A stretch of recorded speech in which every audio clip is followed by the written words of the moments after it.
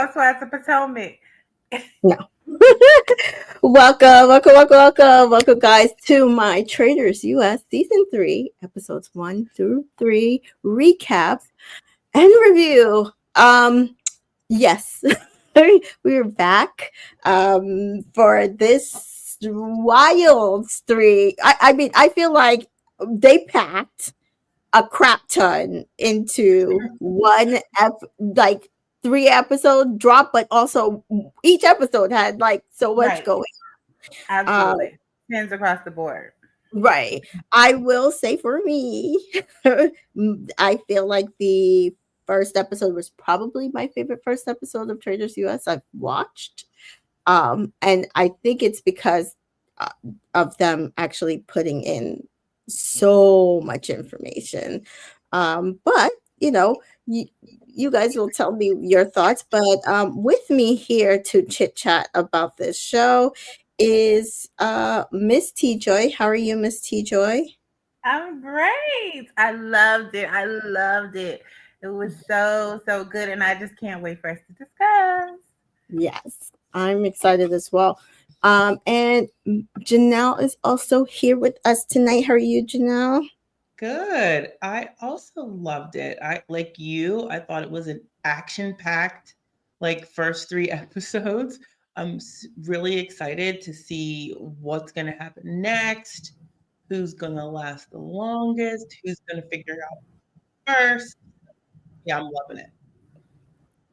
Oh, I mean, I was shocked at how I was like, oh wow, they really did a good job of actually staging this season. And I feel like a lot of the stuff we said about the cast like started ringing true very early on. And then it just took off, and I was like, oh wow, I really am excited for the season. So we do have 3 episodes to take in. Oh, we have Dreadful Ruby here, and Dreadful Ruby says, I prefer this cast to last season's cast, and I agree. I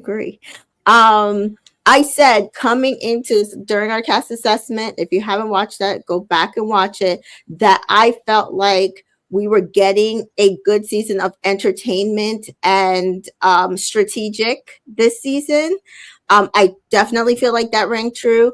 But it's so funny because we kind of like what we said, we never know who could be like the Berkey and the pilot Pete of the season. We're getting those bits from different people that I think a lot of us even thought we were gonna get. So that I love that. I absolutely love that. You can't gauge just from the cast list that the people who will surprise you in bringing their A game to this. And so while T Joy, as we were coming in, did mention that now people want Robin back on Real Housewives of Potomac. I'm not sure. I haven't watched Potomac, I think, since like the very first season. I'm not sure if she's really giving what people are saying she's giving. She's doing really well. I'm not sure. It just reminded them that they miss her. That's it. It's you see her again and you're like, oh, I miss her. I want her to come back over here. You know what I mean? It's just that type of thing. We have Daryl here. Daryl says, looks like Carolyn and Danielle will go head to head eventually. Welcome, Daryl. Welcome back. Yeah. I think that is kind of what it feels like is going to be the showdown at some point. Now it says Caroline is getting a positive edit and nobody suspects her. It's looking good for her. I mean, yeah, but as I said in our cast assessment, I felt like that Carolyn had that in her if she could pull back, and I feel like she's pulled back enough. That's why she's getting that. So while there's some people who think she's weird, right, that like we saw in the last episode, she is still doing well enough to keep herself hidden.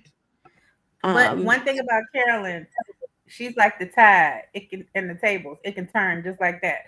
So while she could be your MVP 1 through 3, she get the 5 and lose her, and then you'd be like, "Ooh, child, she gotta go." I mean, you just don't know. You just don't know. And that could be anybody. You know what I mean?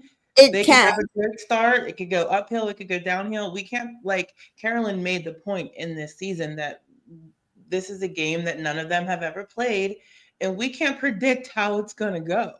Somebody that has a rough start can turn it around and vice versa. So yeah, Jennifer Ruby points out Danielle is her favorite Big Brother player of all time, and that huge hopes for her, but damn, it's painful. And yeah, I mean, I don't think it's as bad as everybody is saying, but like I really do feel like what Daryl said is probably what's going to happen. It's going to come down to a traitor versus traitor rather than somebody sussing out Danielle. But that's just me. But we'll discuss it more.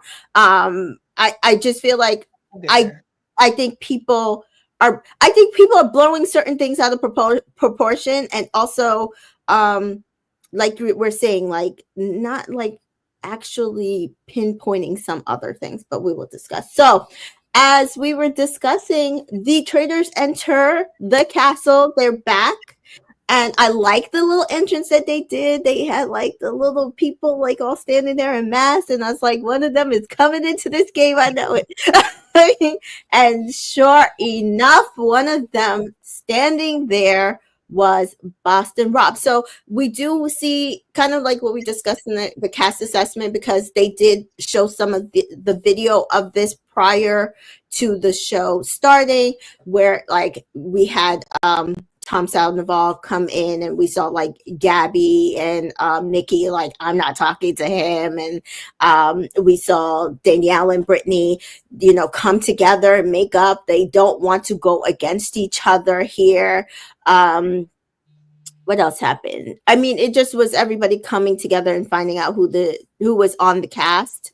And it's very funny because Britney did was it Britney, or I think that did say that she didn't want to see somebody, but then it ended up being Danielle or something like that. So we do. But Danielle was there, yeah. Right. So we did see that, you know, you kind of suss out like, oh, they know what they're doing. We're probably gonna see this person, even though we don't want them. So yes, Boston Rob is not in the cars that arrived to the mansion or the castle, but he is hidden in amongst the lined up people that they have in masks.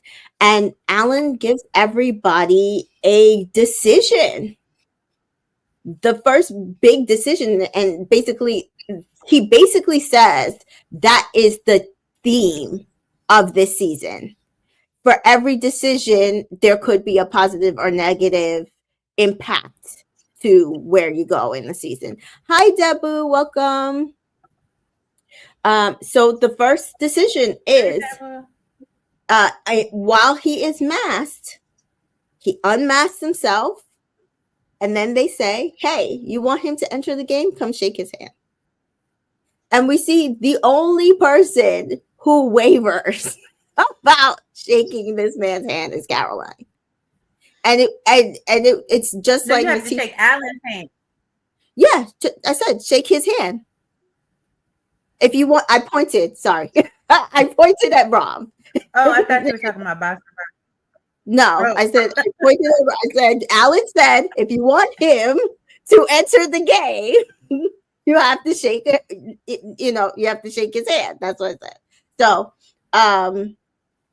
So Caroline, we see, is the only one really, really, really contemplating shaking his hand. Nobody else really wants him to enter the game. Dylan contemplated as well, because he's like, Boston Rob is my favorite Survivor player of all time. Chrishell is just like, we do not need Boston Rob in this game. And it's kind of like what we said. Boston Rob is either the first one out, or he's a traitor and he stays for a while. And I thought it was smart of them not to shake Alan's hand for this. But what did you guys think? I think anybody that did that would be signing up for failure. Like, even if they thought about it, even if they had positive reasons as to why they wanted to do it, I don't think anybody was actually going to do it. Because I think that just puts an immediate target on you, immediate eyeballs on you. Yeah. You know? I mean, and at that point, I think it was a good place where they asked him, because at that point, no traitors had been chosen. So it's like, oh, like, well, it's not like the person was a traitor, but also, what are you doing? I can't trust you, because why would you want Boston Rob to come into this game? Yeah. Are you dumb or are you stupid? Like, right? Like, he is one of the best survivor, let alone game players overall of all time. Why would you want that? Yeah. Dreadful Ruby says, I still dream of Danielle taking out Rob and recruiting Jeremy or Britney. I want to see how the others would do as traitors. Ciara would be fun too. Yeah, I mean, I would love to see especially I think Jeremy as a traitor, but he also, in my opinion, is not playing well, and that's just me. Because my whole thing is, why are you throwing out the names that you're throwing out so early without knowing that you have cover? I don't get that. That's what I didn't understand. I didn't understand that either. Yeah. And Chrishell called Rob a great white shark. Absolutely. Like that was the perfect analogy for him. So Alan says sorry to Rob. They didn't want you in the game. And he sends him packing. And I was like, we're going to see him again. It's just too easy. It can't be that simple. I knew that too. I'm like, it can't be that simple. So the players do enter the castle, and they each sit down with Alan and kind of go over what they would do as traitors or faithfuls. They also have a bit of conversation with each other because, of course, not everybody knows who they are. Like, nobody knew who Ivar was and what it meant for him to be a royal and that kind of stuff. So what did you think of the conversations about each person? Like, did you think that you could see from there who was going to end up working with who? Yeah. No.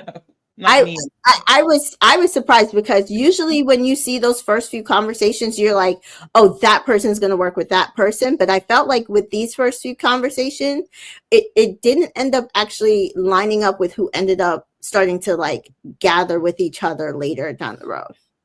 Yeah. Let's see. So we then see Alan go to the round table, have everybody sit and choose the traitors. At that point, based on the interviews, who did you think he was going to choose as traitors? I just thought, my thought process was one gamer, one housewife, and one random.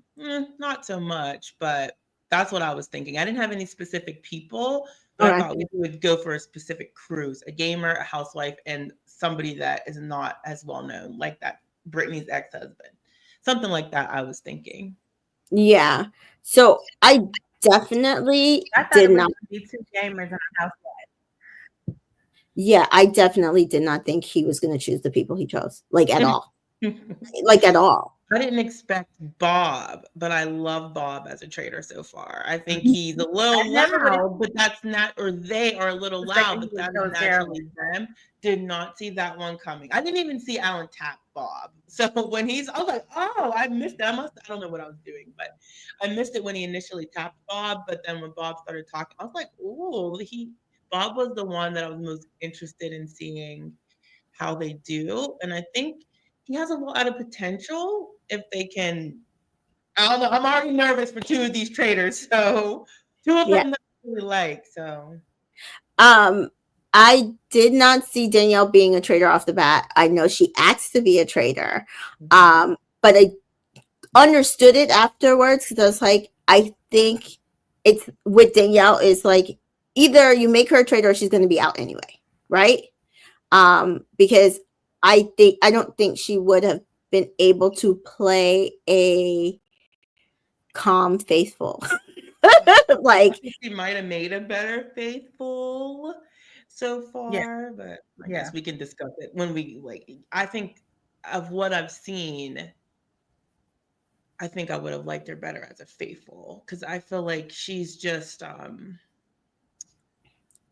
like she's just putting on a show, and I feel like she would do that less and be forced to be more strategic as a faithful, because she's not putting on a show. She's really trying to suss these people out. You know what I mean? Right now, she's like trying to maintain a cover, and I feel like sometimes she's overdoing it, which is making her hot, which is making people like, why are you crying? You know, we just met these people. I think that's her only mistake, like, is that she's overdoing it and she's not aware of how that might come across. Well, I could see that, but also if she was overdoing it, wouldn't, unless they're hiding Britney saying that she thinks Danielle is, because they didn't do it when season 1, when Rachel like literally called Cody day 1. So, right. It doesn't mean anything in the long run, but right. So if she was overdoing it in that she was acting in a way that she would normally not act, wouldn't Britney suss her out? We'll see. Yeah. So that's my only thing. Danielle's a traitor. Maybe she'll keep me safe. Like, we'll see some of that stuff. I don't know. But again, Rachel did the same thing, right? She knew that Cody was a traitor, but she didn't say anything because she knew he was going to protect her. And that's why I'm saying, would they edit that out if Britney said? Yeah, they would. Yeah, they would. I don't know, but we still have time. There's still more episodes, but I don't know. I want her to, I don't think she's as bad as people are crying online. And this is a new game. They've never played it before. No matter what Danielle does or doesn't do in Traitors, it's not the same as Big Brother, and it doesn't change what she did in Big Brother. I'm still going to be a fan. I'm still going to think she's one of the greatest ever. Nothing in Traitors is going to change my perception of how she played Big Brother, right? But we just have to see how she navigates this game because it's different. Yeah. I mean, we've seen it in every other season. We saw it with Kuzi's season. Kuzi played a really great traitor right up until the end, basically. And that was really only because of that stupid, like, voting. I think that Kuzi's downfall was she was too loyal to the other traitor. She was too loyal to the other traitors. You know what I mean? Like, that was her mistake. Yeah.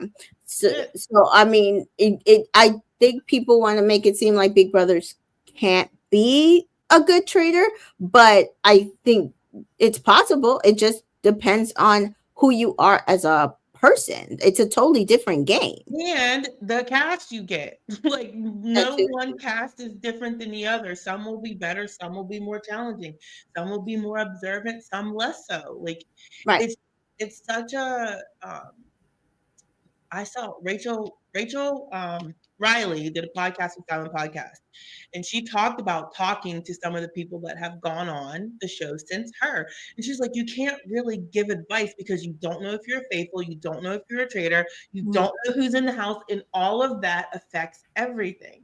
Exactly. Yeah, it's like you can't. It just depends on the hand you are dealt, the twist they decide to throw in, the challenges. Like, there's so many variables with this game. Yeah. Jennifer Ruby feels like there's no way that Britney thinks Danielle is going to cry for women she just met going home on a game show. Literally no one else but her and Bob were crying. Right, fair. But also they were also the only other ones that were up for murder. True. I mean, true, that can make them more emotional. That's like, hey, I'm about to go home. You know what I mean? I mean, I didn't feel like her crying was an issue there to me, because my whole thing is they made it so that there was so little people available for murder. I would be upset. And so we can get to the challenge. So in the first challenge, they took a Viking rowboat, which I thought was cute. But they put everybody in one boat, and they made it so that everybody had to take on pots of money and collect fuel around the entire lake and come back within 75 minutes. When they get to the first station, they realize they have to sacrifice at least 2 players along the way to get both the money and the fuel back to shore. So at this point, Nobody wants to volunteer. Nobody wants to volunteer to be first. No one wants to volunteer at all. The men definitely don't want to volunteer because, according to them, they're the only ones that can row. Mind you, I felt like y'all are weighing down the boat, personally. Exactly. And so the very first sacrifice that they have to make, Ayan from Real Housewives, Chanel Ayan, and Robin Dixon just basically jump off the boat and said, "Fine, we will go." And they like everybody's like, "Oh, thank you," and of course, then people hold it against them later, and I'm just like, "How can you be mad?" Because everything makes you suspect. Everything makes you a suspect. Everything makes you suspect in Traitors. Like no matter like even the way you poured that wine, and looked at me, it was like you was trying to poison me. I don't know. I just don't know. Right. You can't do anything. Definitely said, and what Gabby said is true. Technique matters more than strength. Absolutely, because some of those men weren't hitting the freaking water with their damn oar. No. Dal says the women chose to get off. Arm was tired already. A man shouldn't have to get off because women choose to get off. If it was reversed, the men got off and the women shouldn't. That's not what I'm saying. I am saying that at some point, men should have gotten off because they were weighing down the boat. At some point, you had fuel and money on the boat and huge men. We did not need to row. That's it. I didn't say they had to be the first ones to get off. I'm saying they should have gotten off eventually. Yeah, and we're also saying that the men were just making it seem like they weren't going to be able to get back to where they needed to get to if the men weren't there. And we're just saying, like Gabby said, technique matters more than strength. So the women could do it as well. So it wasn't like, oh, if the men get off, we're not going to be able to survive. We can't make it. It's not that type of deal.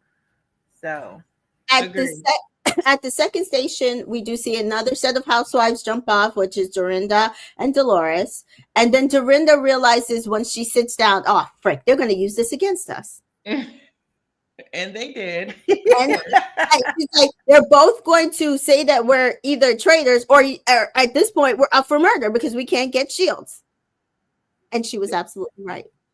I mean, they should have saw that coming. The moment they said, "Oh, sacrifice," like, yeah, I'm about to sacrifice, but I'm gonna be hot for sacrificing myself. It was the catch-22, and that's what I liked about the challenge, is that, like, I hate the challenges, and honestly, if I didn't have to talk about the challenges, I'd probably fast forward through the challenges.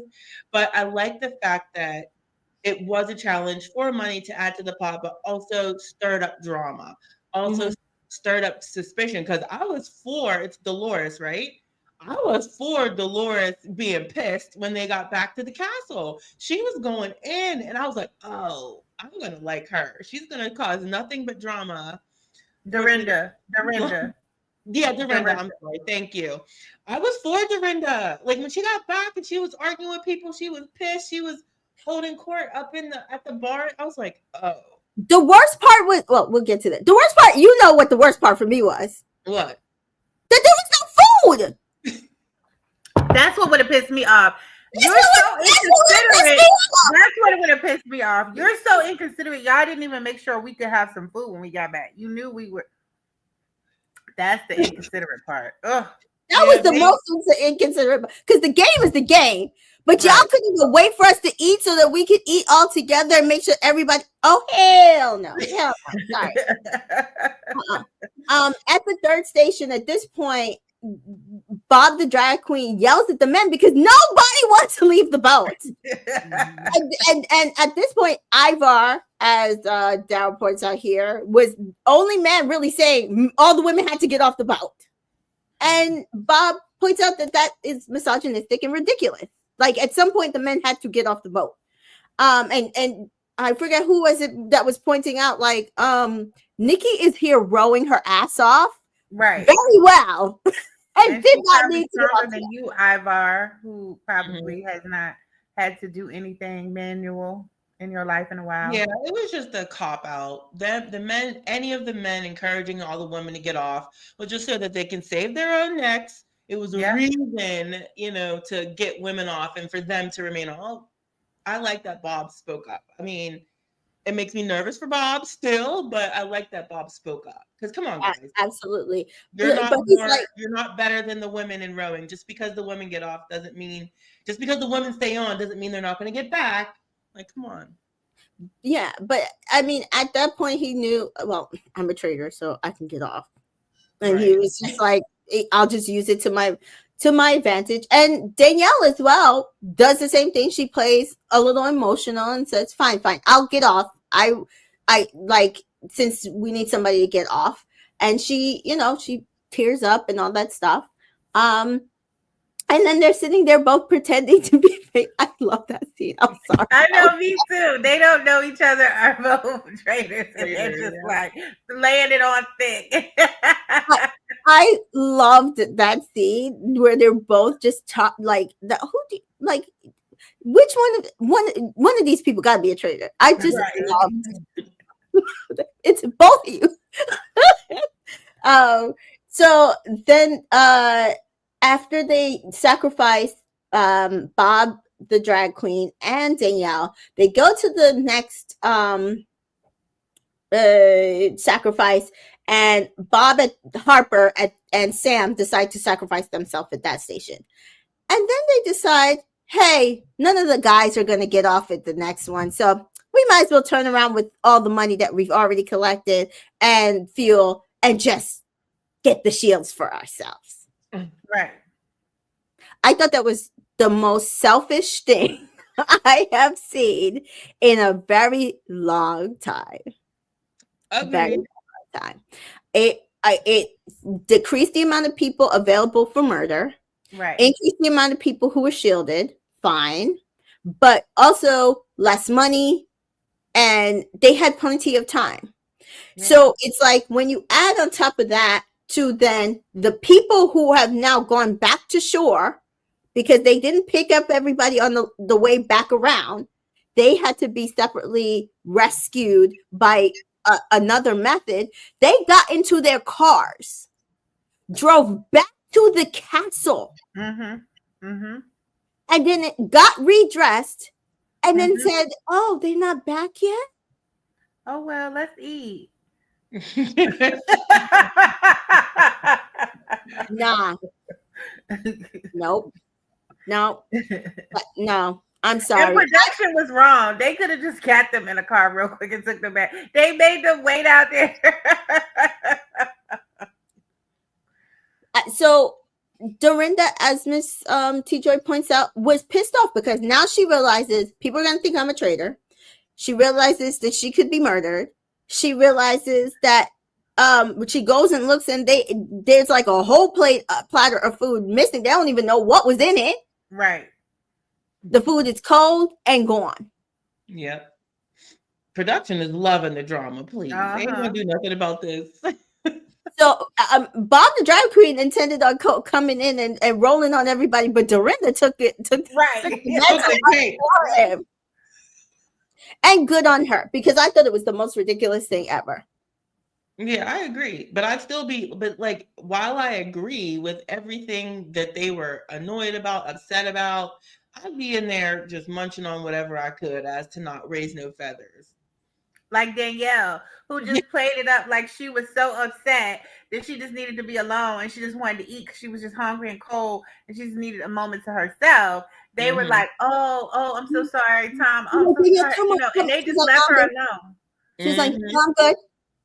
They're like, no, come on. You're like, no, I'm good. It's all right. It's all. And yeah, I would have been the same way. That's why I said I'm not sure. Like, I get it that people feel like she's not playing perfectly, but I mean, how many people actually play this game perfectly, right? I felt like she played that really, really well. That was a really good strategy. She did not go out there and roll on everybody. She let even Bob the drag queen was like, oh, I'm gonna, and then he saw Dorinda take it up, and he's like, all right, she got it. he's like Dorinda's mad. He's they're going off. It's went down to A. That's what I'm saying. Like, again, the way you would look on social media, these people did these 3 episodes, they did the worst things ever as traitors, and I don't agree with that. Dreadful Ruiz says, I feel bad for people who are more or less regular people who haven't won any much money on other shows. Then there's the Housewives and people like Chrishell who really don't have to worry about 250. Well, who would we have on this cast that would be the case, though? He's saying like Housewives get paid $1 million a season. You know what I'm saying? Like, and he's saying they're really not worried about 250 versus somebody who's been on Survivor, hasn't won. Scrappy, you know. But like Carolyn hasn't won, like on Survivor. She didn't win. So I guess she would be somebody, and maybe I don't know who else. She got a nice check. Sia gave her money. Yeah. Oh yeah. And what did she get? Third? You still get a nice check. She was runner up. I want to say that's 75,000. I can't remember what the second. Maybe 100. I think it's 100,000 for second. Yeah.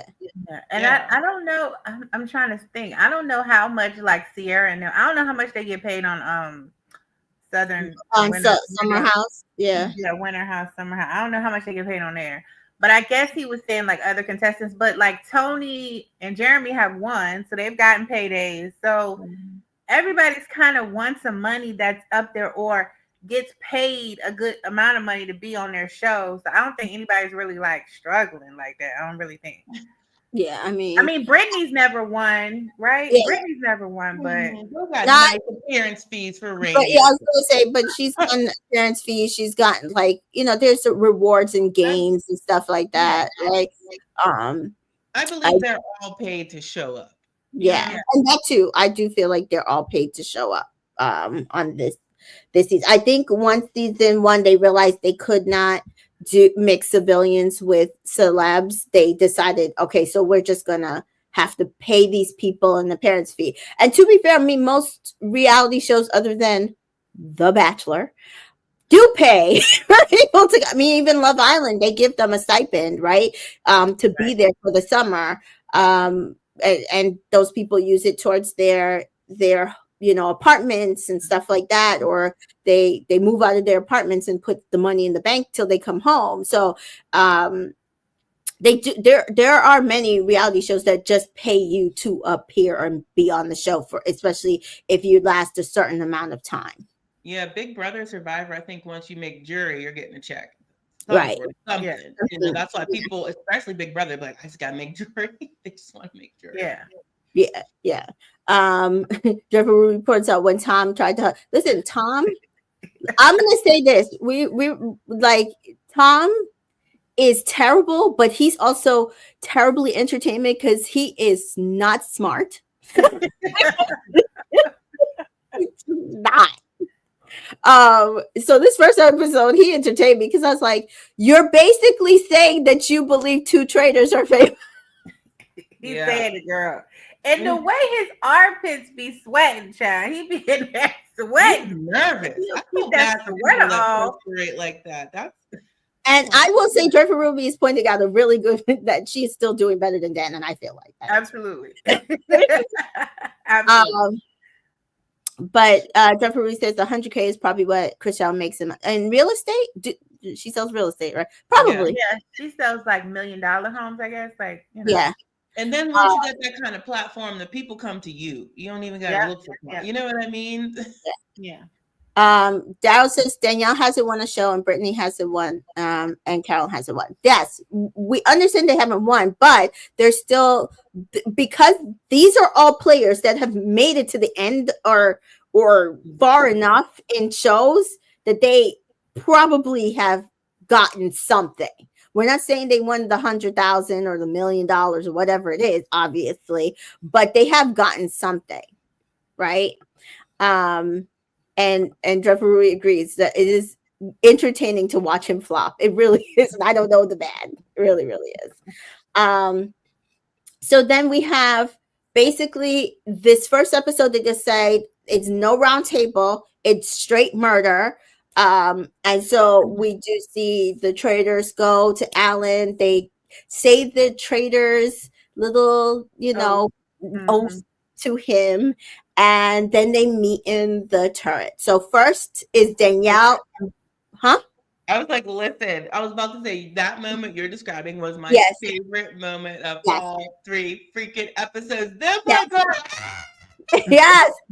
That first meeting between Danielle and Bob the drag queen, I think is what made me be like, oh, this is absolutely my favorite first episode of that season. It was so good because, like we said, them sitting on the islands, on the dock, talking about who's favorite, who's great, all this, playing each other, and then they get to the turret, and they are the traitors, and they really believed each other, and they just were so excited.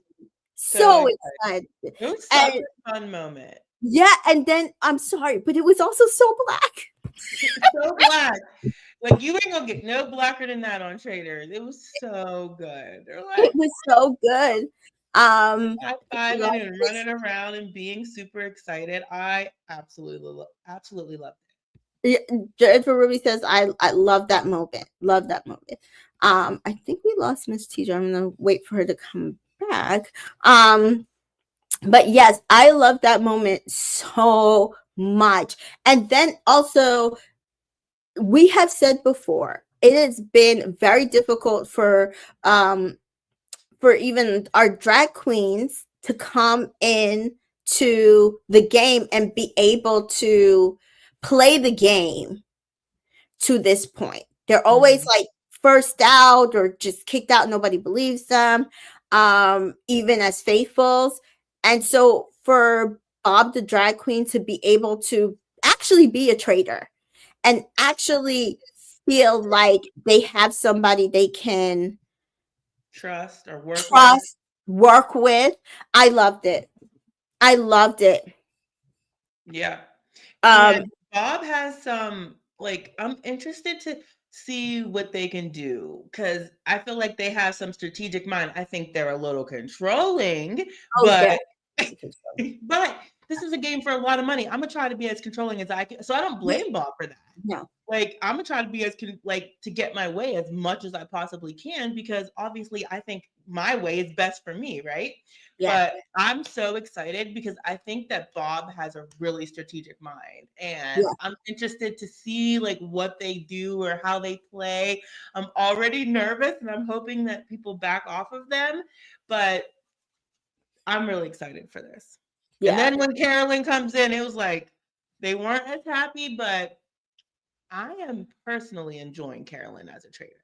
Yeah, no, but I said that I said that during the cast assessment. I said I could see her being a traitor. I could see her doing really well. I could see her getting to the end. Yes. I didn't know, like, I when I was watching the episode, I was like, oh, I'm gonna have to go on and eat my words because I was really hard on her. Because I watched her in Survivor. I talked to some alum, know how she was received, and to me, she was more of a character than like this big, great player. But I enjoyed her. She didn't bother me whatsoever. And I was like, she's either going to be great or bad. But I was more so leaning towards bad. But I'm proud of what she's done so far, how she's been acting. And I agree with Danielle and Bob. And I don't think anybody's going to suspect her anytime soon. And I actually followed along with Carolyn's logic not to kill Dorinda. Mm-hmm. Yes, because I thought her reasoning was sound because Dorinda's about to be in there acting a fool. Let them murder her. Let them suspect her. Let her rile people up. Let her be loud and vocal. I would have rather, I think the other option was Robin, although I am enjoying Robin. I think the other option was either Dorinda or Robin, and I wish they would not have killed Dorinda. I followed along with Carolyn's logic as to why they should keep her. Right. Yeah, but she lost out on that. Tony says, yeah, Bob lasting to episode 4 is a feat. I agree. Like, I love to see it. Dreadful Ruby points out Bob didn't surprise me as a pick for Traitors because I think it was time, and absolutely. And Daryl points out that Bob and Danielle are going to stick with each other, which I absolutely love. Again, I love to see it. Like, if you've watched enough Traitors, especially international Traitors, it's very few times that Traitors do stick together. And just we saw from last season, having that other person be able to have your back on the show. Even because at the end of the day, right now, we don't really see people really saying their names. They're just saying their names, right? Mm-hmm. Theories, right? There's always going to be theories. Somebody's always going to throw out your name, right? But it's a witch hunt yet, right? So you can kind of pat that down. Whereas I feel like last season, there was immediate witch hunt with at least two of the traitors. Immediate witch hunt. So there was no way to pat that down, right? And then you had those two traitors refusing to work with the other traitor. Right. And so that's why we got the season that we got last time. And then once that traitor's name was out there, again, as we're seeing still with the Housewives, they're not strategic. So it's like what Janelle said earlier, they should have known that their names was going to be out there as, traitors, or, to be banished or whatever, or murdered. And it's like, you think, but also they're housewives. I don't think they're watching these shows, right? And so I don't think those things, they're really cast on here to look pretty and bring the fashion and bring the drama and bring the entertainment. They're not cast for their strategic nature. We do see that the other people they're fans of strategic games. They're fans of Survivor. They're fans of the show, right? So they do have those little bits that you need to say, oh, maybe I shouldn't do this. Mm-hmm. Maybe I should think about that.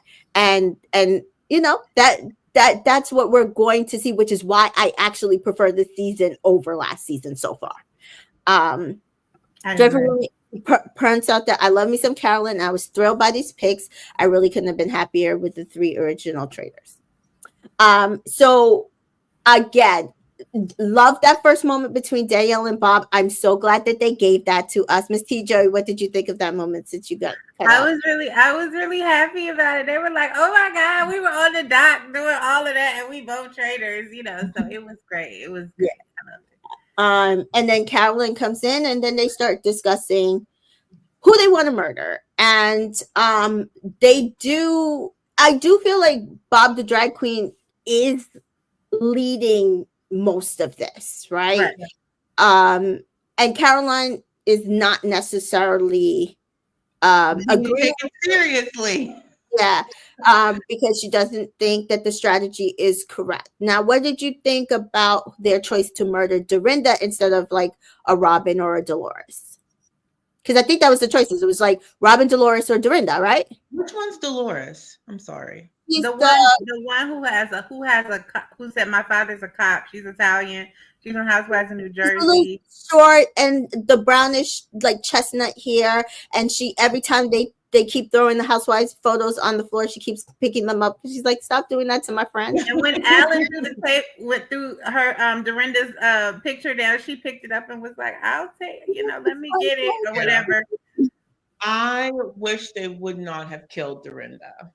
I wish they wouldn't have either. And this is the other thing that irritated me about them not getting the other money and them not having other people to murder from. Because they were 2 of the people, it was just like all we can choose from is like 4 people. So it was like, because I think if they had their way, they would not have gotten rid of her either. Right. But I do understand with what they had left, I do understand why they felt like killing Dolores is not going to cause a conflict. Like, it's not going to do anything. Dorinda is the only one who has been making noise. So just to create some type of buzz and chaos, we got to kill her. So I got it. Yeah, I agree with you. I got the reasoning. I just liked Carolyn's reasoning better than the other 2. The other 2 ended up making this choice ultimately, but I liked Carolyn's idea of, did y'all see her down there? Did y'all see her, the drama she was stirring? They're already suspicious of her. They're going to murder her, so why would we do it? So I liked that reasoning better. There's nothing to go off this early. They know they're not traitors. They're just trying to pick which one they think is best. I just liked Carolyn's reasoning better overall. And I wanted to see what she was going to give. I want to see her on a round table. Yeah, so I will say that's the only thing I was upset about, is that we did not see Dorinda carry on. I don't hate the reasoning. I will say the reason was to create chaos, and it worked. I mean that literally it was strategy or chaos, and their choice for them, the majority, was chaos. I didn't hate it. I don't mind chaos; it's entertaining, right? But I'm mad that in order to create chaos, they had to get rid of Dorinda. I know. She said they didn't have enough people to murder. So bad that they had to tell her, like, you have to open, because when she saw it, she just cried. She told People Magazine, I just cried and cried. It was like, don't do this to me. I was so excited. I want to play. Yeah. I really, really wish that they wouldn't have killed her. I like the other reasoning better. While I understand the chaotic reason, I still liked Dorinda's reasoning. Like, the reasoning to keep Dorinda better, like, would have been my choice. Yeah. I mean, I think it, personally, I feel like it's fair. To me, it just, I personally also understood this choice. And yes, Dorinda would have been chaos. She would have woke up, especially if they had killed a Dolores. That she would have been pissed, and they probably would have thought she was overacting, and they probably would have murdered her, banished her anyway. But also, she might have been able to talk them out of it because they were so insistent that she was a traitor. She might have been, like, from early on, that she might have been able to get herself out of it. So I also think it's fair to say, like, because some people are like, oh, they already thought she was a traitor and they would have banished her, or they would have kept her in the game. Never know. We never know. Yeah, it's sad. Maybe she'll get to come back like Kate next season. Yes, hopefully. So we do see at the close of this first episode, the traitors are all done with their choice, and Alan decides to offer a certain someone a choice of coming back in the game. Not even a choice, a chance to come back in the game. And so we do see that again. He says every decision has a consequence this season, and the consequence was here because they rejected Boston Rob at the beginning of the show. He will enter the game, but he will enter as a traitor. And I will got two more people coming. Other people. When I tell y'all, my jaw at the end of that episode, because I wasn't thinking like y'all watching all these versions. I don't do all that, right? But at the end of that episode, beginning of episode 2, I was sitting at the TV like my jaw was on the floor, like, because what is this? I would be stuck as a person that knows who all of them are. I would be sitting in that castle pissed, like pissed, like pissed. It's not going to be easy to get rid of them. I would have been pissed. You hear me? So we reject him one time, and because we rejected him one time, you now are going to triple the number of, like, him and 2 other people, and these are 2 other winners, gamer winners. Like, do you know what's going on here? I was like, look, the Housewives are still like, who are these? And you see the other players are like, my God. You know what I mean? Like, are you kidding me? Like, now I understood the reasoning for having 3 additional players coming in, because obviously I'm sure they all thought one of them's got to be a traitor, right? And so it really was to cover up Rob at that point. But it's like the people you pick to bring him in with. The top of the cream of the crop. The top notches. Mr. Cop himself, Derek, who will lead a band of faithfuls. Anywhere. Will never touch the block, never suspect it. Even with the man coming in now, they still don't even think. They never even said he could have came in as a traitor. They still don't say it. I know we're jumping ahead, which is fine because it's already 8. But so how many of those faithfuls were saying, I want to work with Rob? I'm like, oh my God. Right. They're not even going to go after them. They're not going to even make some deal like we need to banish these people.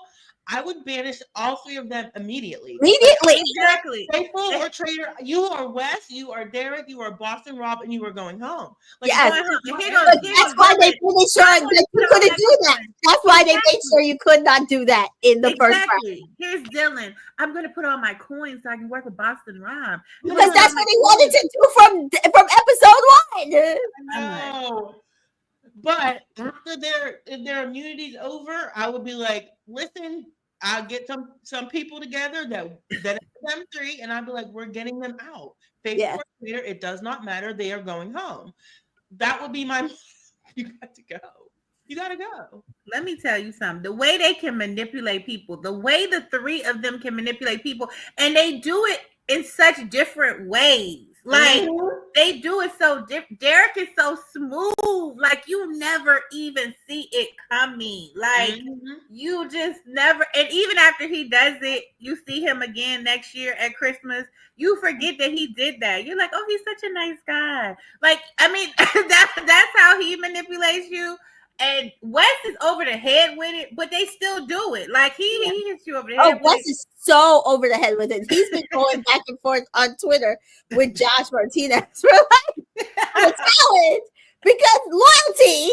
And it's like, oh, okay, I can't. Right.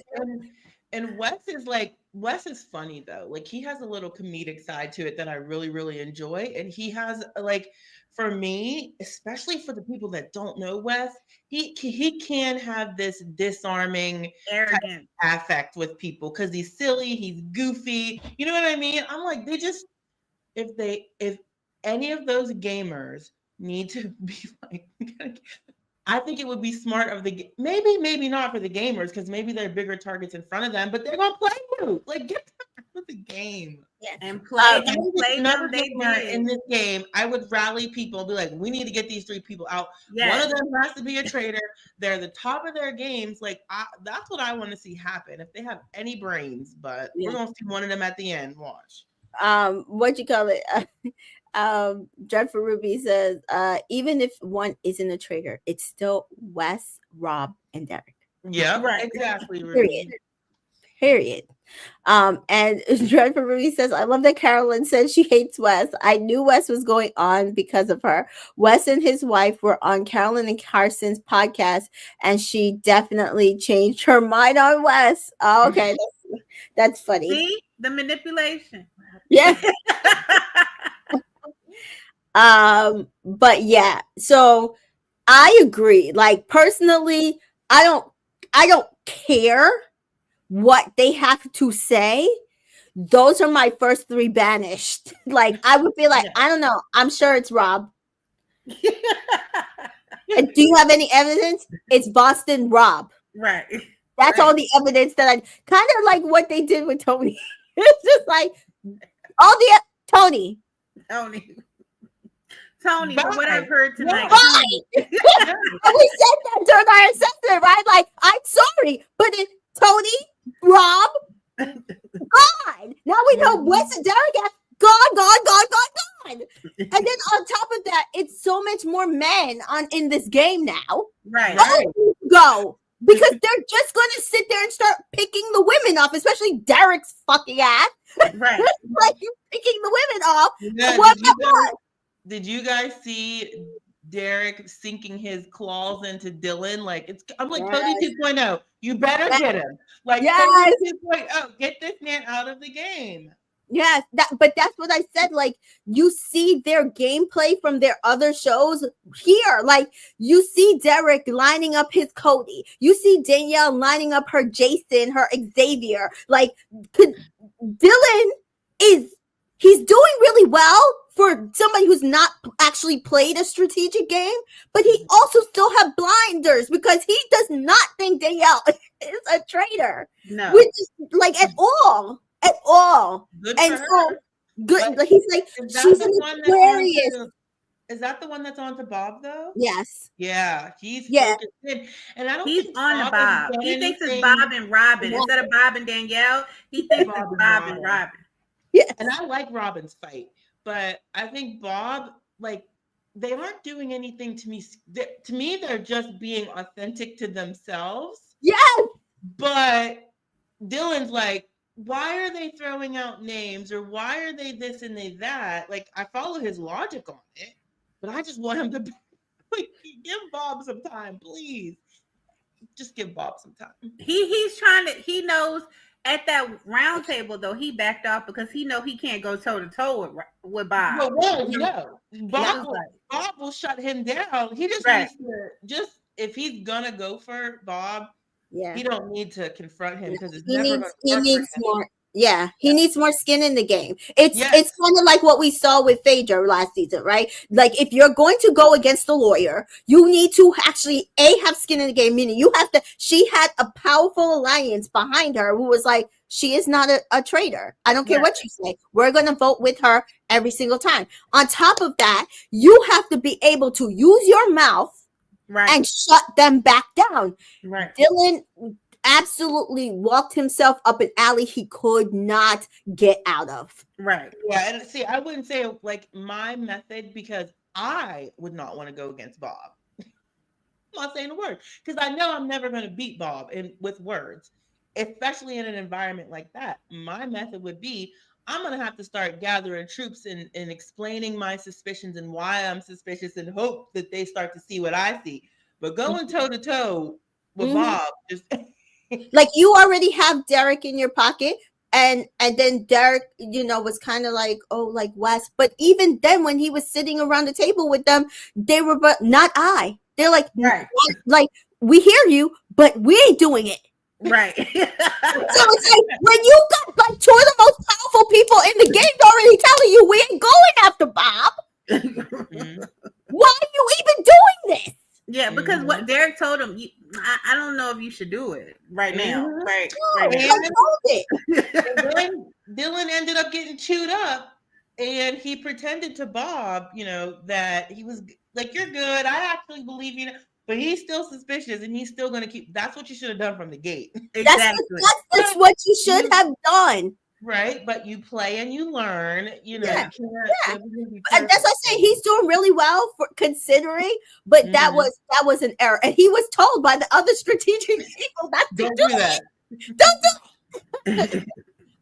So we didn't really talk much about the challenge of getting. So we do see at the end of the last episode they do rein these 3 players up the tree. They have to put coins in the other players to bring them into the game. They're like, well, we'd rather have them be join us, my side, meaning I'm going to make sure that they like me, than to be against us. So they all choose who they want to give their coins to. Danielle chooses Derek because, of course, big brother. I think Britney was like between Derek and Rob. I believe it was. And then, like you said, Dylan chose Rob. So, like, poor Wes. Rob and Derek was getting all the coins between everybody, and Wes was just sitting up like, "Hey, I'm here too." Right. And we do find out that they have the ability to provide a shield to 3 players, so each one got a shield to provide to a player in the game, and they could not be banished that night at the round table, and they could not be murdered either, I believe, that same night. And they couldn't vote. So they basically would be able to just absorb the game the entire day at this point, which is a great advantage. Right. You're not outing anybody. Right. You're not putting yourself out there to go after anybody. You're sitting there building, like we're saying, alliances and loyalty with people by providing shields and talking to people, smoozing, shaking hands, gathering your troops with either faithful or traitor. And then you basically get to sit there and watch how everybody else is playing the game, and who is going after who's working with who. Very, very big advantage this day. And I want to say that I loved Danielle's strategy. It didn't work, but I love the reasoning that she gave Derek for why she needed the show. I was like, that's so good. Yes. He gave it to Cody 2.0, but Yeah. I just wanted to highlight that I really loved like her attempt in trying to get that shield. Yeah, and I even like her saying to him, like, because he's like, "Do you think Brittany's the traitor?" She's like, "Listen, she's either the traitor or they're going to eventually murder her and try to pin it on me. And I'm telling you, I'm a faithful right now, and that's gonna piss me off. So I need a shield. I need as many shields to get me through this game as possible." I think it was great strategy. That's why I kept saying I don't understand why people are mad at Danielle, because I don't think she's not playing perfectly. But how many people have played perfectly other than Ciara? I mean, I just think that I don't think that well, I don't see anger. I just think people have, in my opinion, unrealistic expectations. Yeah, they expect these people to be perfect at everything they go at, and she could get in there and she could learn and figure out what's good, what's bad. Like, give her time. You know what I mean? Let her cook, let her work. Let's see where it goes. It's not over. It's just been 3 episodes. So I'm not that upset about it. She's doing what she thinks she needs to do. I am hoping that Rob, who seemingly believes that Danielle and Bob are doing a little too much talking or overacting, gives them some advice, like just cool it down. That's all. Like, I hope that happens. And I respect the fact that he's going to be faithful to them, though. He's going to take one for the team. I appreciate that. I think that's what makes the Traitors work, when the Traitors are going to protect each other. Even though he had to go out on a sword like that, he didn't want to do it, but it was like, I got to do this to take this heat off of Bob. Like, I got to do something. Yeah, that's the only way it works, especially when you have so many traitors. You can only slit throats when you have that many traitors at the last moment. Right. At the very last moment. Like, when you know that they're dead, that is when you like you put the nail on the coffin, or the dagger in the coffin, and that means like even voting, because like I if I'm the deciding vote, hell no, I'm not voting against my traitor, right, because that looks bad. Unless I'm the last traitor standing, that looks bad to the other traitors, and then they're gonna slit my throat. Exactly. Yeah, and I'm hoping that also Rob can bring some cohesion between the 3 of them a little bit, because we know Danielle and Bob are like this, but Carolyn over there, they I think what she says goes in one ear, not the other. Poor Carolyn. So I'm hoping he can also bring some cohesion to the 4 of them. So we do see, like, they come into the game, they start talking to everybody, and basically they're basically gathering troops, in my opinion. We do see them sit down at the round table and just get to observe. And Bob the drag queen does kind of lead a lot of their like conversation. He's like, I'm gonna start. And while I know a lot of people felt like this was a error on his part, I think the only error was throwing out a name. I don't think he should have been the first to throw out the name, but I feel like him taking charge of the round table wasn't the problem, right? Throwing out theories is fine. I think the issue here that came back to bite him in the ass in episode 3 was the fact that he's the first one to throw out the name, and the name was wrong, which is why you don't throw out the name, right? But what were your thoughts on the round table? Because I think also Danielle wasn't the first one to speak, but she's the first one who threw out Robin's name. Yeah. And nobody didn't like that. I feel like Robin, I can't remember what you guys, like Miss T Joy, said about Robin, but I like her in the house. I feel like she has some fight in her. So I'm interested. Yeah. Remember I told you, if you back her in the corner, remember I told you she lays low in the beginning, but once you back her in a corner, she comes out fighting and fights because she's a fire sign. She's an Aries. So it's like she tries to lay low, but as soon as she feel like you coming at her, she got to get you too. She got to get you before you. So she comes out a little fiery. And I'm interested to see her play. Like, Yeah, let me her too. sniff out the right person. I think she could be good. So I'm just interested to see what Because she's she's got. starting to feel some way about Bob. I mean, Dylan Yes, is convincing her, like, yes, wait a minute, you might be right. Wait a minute. right. Because she was like, Bob is not a traitor. You know, at the She beginning did. they were Team Bob. So yeah, I'm really interested to see Robin. So. And we do see like with Ramen, like I think Miss TJ, you said she's very loyal. Very loyal. And so because she felt like she had to protect him, she didn't think Bob was it. So she felt like she had to protect him. And that's what kind of why she was going like with Wells, like, you coming for him.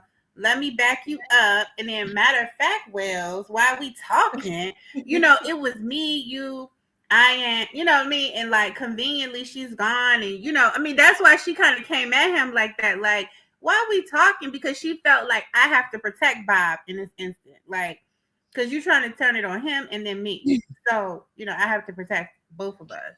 Yeah. And Trevor Ruiz pointed out a very good point here that Dan being pegged for being too quiet and play is possibly playing in Danielle's head. And I can actually see that. Yeah. Because again, like I said, she also threw out names at the round table. She's not been very, very quiet. And I know people are critiquing her for that. But again, it's kind of like we're saying, it's like you never know what the cast that you're going to get, because last year when Dan was like quiet as hell and didn't throw out a name, sat at the round table and observed and just like voted with everybody, right? Like they basically was, oh, Dan's the traitor. Right. Like early on. Right. He's too quiet. He's this and that. So it's kind of like, I don't know. You got to just play how you feel like you can actually play, win or lose, right? Like you just have to play the way that you can feel as comfortable as possible, because win or lose, that's the only way it's going to work, whether it's wrong or right, meaning whether somebody susses you out or not. You just have to play in your most comfortable skin in this game, faithful or traitor. So this is the round table where Tony ends up going, correct? No. This We're is talking about the second episode where this is the one where Wells from The Bachelor ends up going out because I mean, Bob the drag queen did put his name out there. He had been like kind of laying the groundwork with everybody else about it being Wells, but then he didn't vote for Wells. He voted for Ivar. Which was weird. I did not get that. It wasn't weird because Ivar had an argument with Dorinda the day before. So my whole thing is, why go after Wells instead of saying, well, I've been talking to people and I think Wells, you're a suspect, and Ivar, you're a suspect.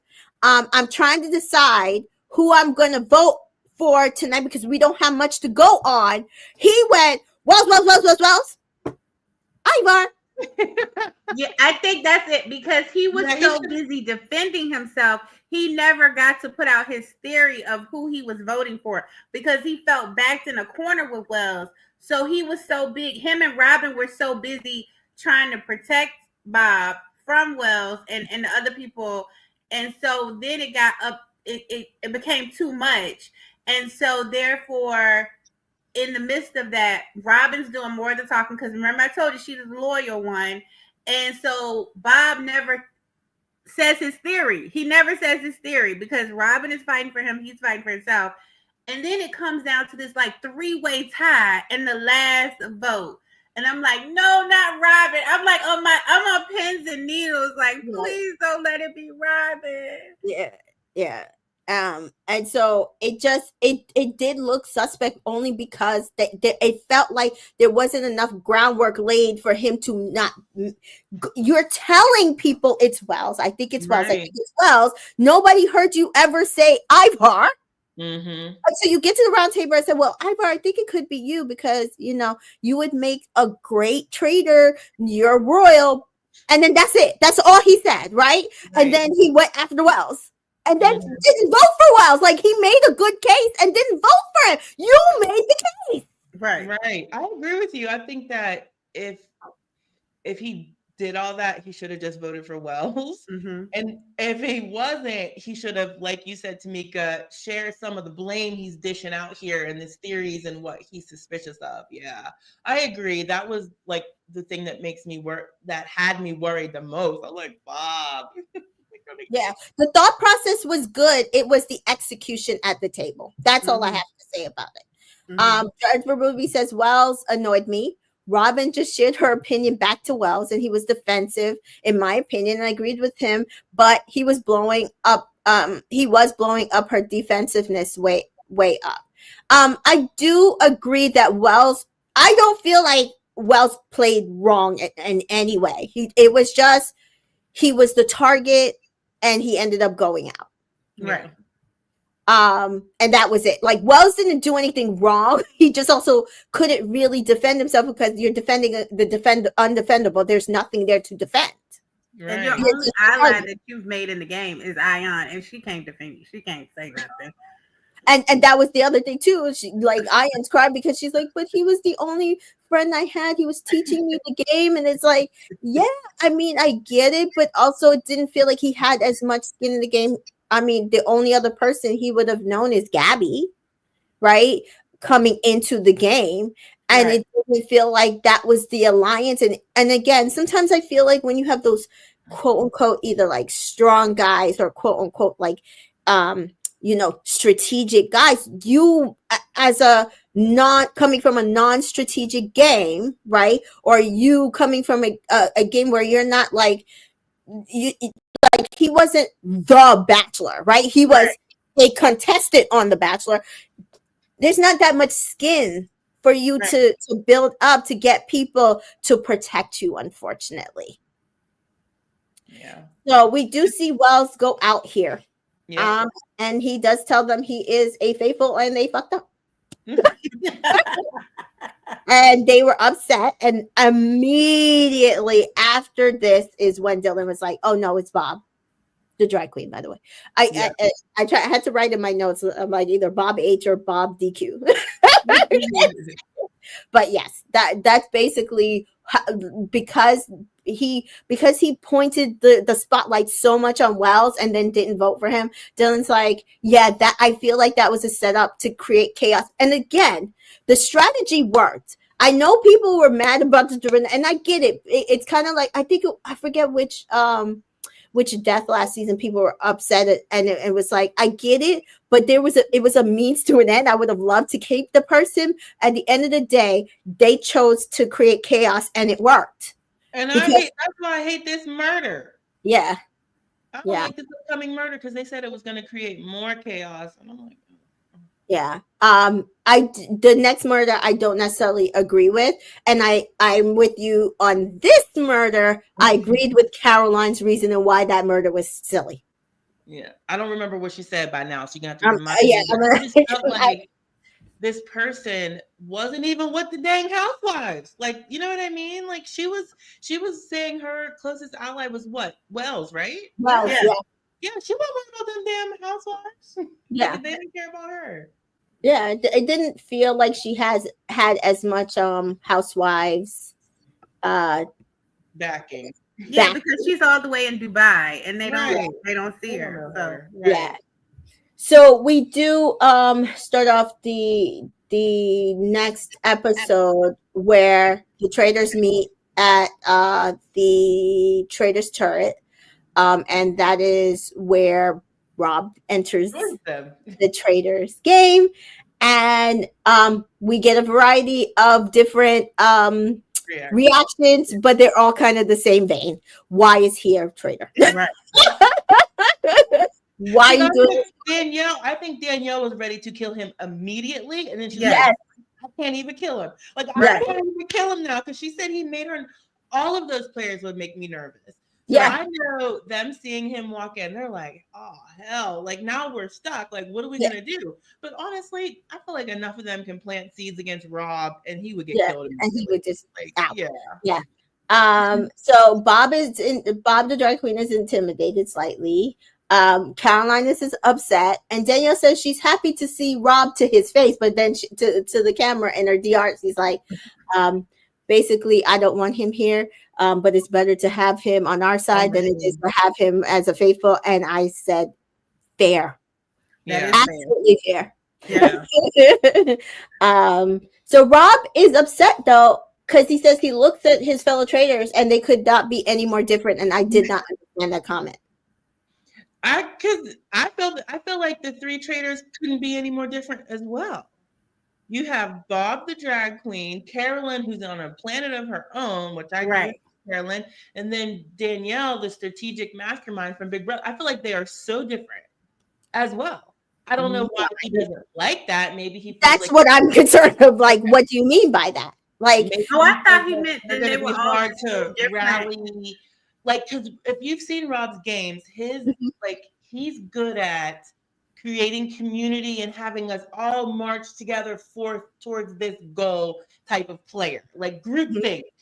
That's gonna be harder with these 3. I just think that it messes up the way in which Rob plays because he's able to get a crew, get this groupthink, and get everybody marching.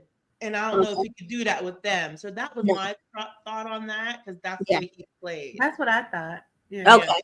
I wasn't sure because I was just like, well, is it because it's 2 women and a gay man, or what? Like, I didn't understand.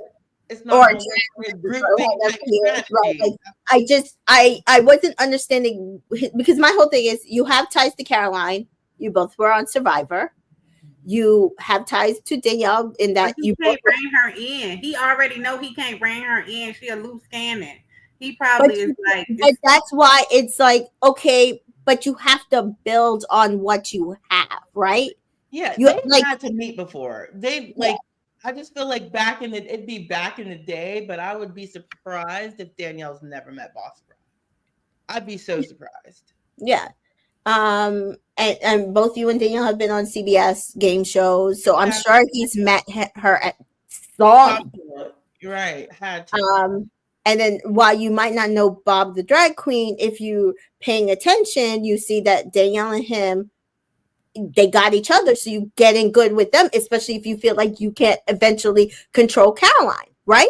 No, but I'm sure he's going to come up with a master plan. I'm just thinking those were his first thoughts. Yeah, but I'm sure he's gonna come up with a master plan. He's gonna try to control her. Oh, he's gonna try. He's gonna try. We'll see how it goes. Yeah. So they're excited. How did you guys think? Like when he was up there, like speaking with them, talking to them, he was very calm, very even keel. He didn't come in there like cracking whips and. Yeah, it was another night of observation to me. Yeah. Like he got to observe a full day of being able to play the game in full. It was an advantage for him. Absolutely. And he came in sharing information. Like, let me tell you, I can tell you who everybody gave their shield to. Right. So that'll help our job be easier. So you won't try to murder anyone who has a shield. I can tell you who I gave mine and who Wes and who, Derek gave. So he came in very like, let me share information. Let me help. Like I want to be one of you. Like, you know what I mean? Yeah, that's Rob's MO, but so Danielle does say that Derek told her. So while we said like, oh, Derek didn't give her the shield, he did buy in and tell her that he gave it to, who he gave it to, and said like, this will be good for us because we can, this is my Cody. We got him, so we've got 3. And if if Britney is the traitor, or Britney is gets murdered, then they try to put it on you. We at least have our 3, right? And to be fair, if Danielle wasn't a traitor, they would actually be a good crew to move forward, right? Unless one of them turned into a traitor, right? Yeah. Well, our girl put on them acting skills and pretend, because that's a good crew to be in with. Like, also I wanted to ask you guys, I don't know if I'm ahead of myself or behind because I don't remember where this landed. Well, we're ahead of it. So what did you guys think of Wes saying, like, I think he gave it, who did he give it to, a Survivor? He gave it to Jeremy.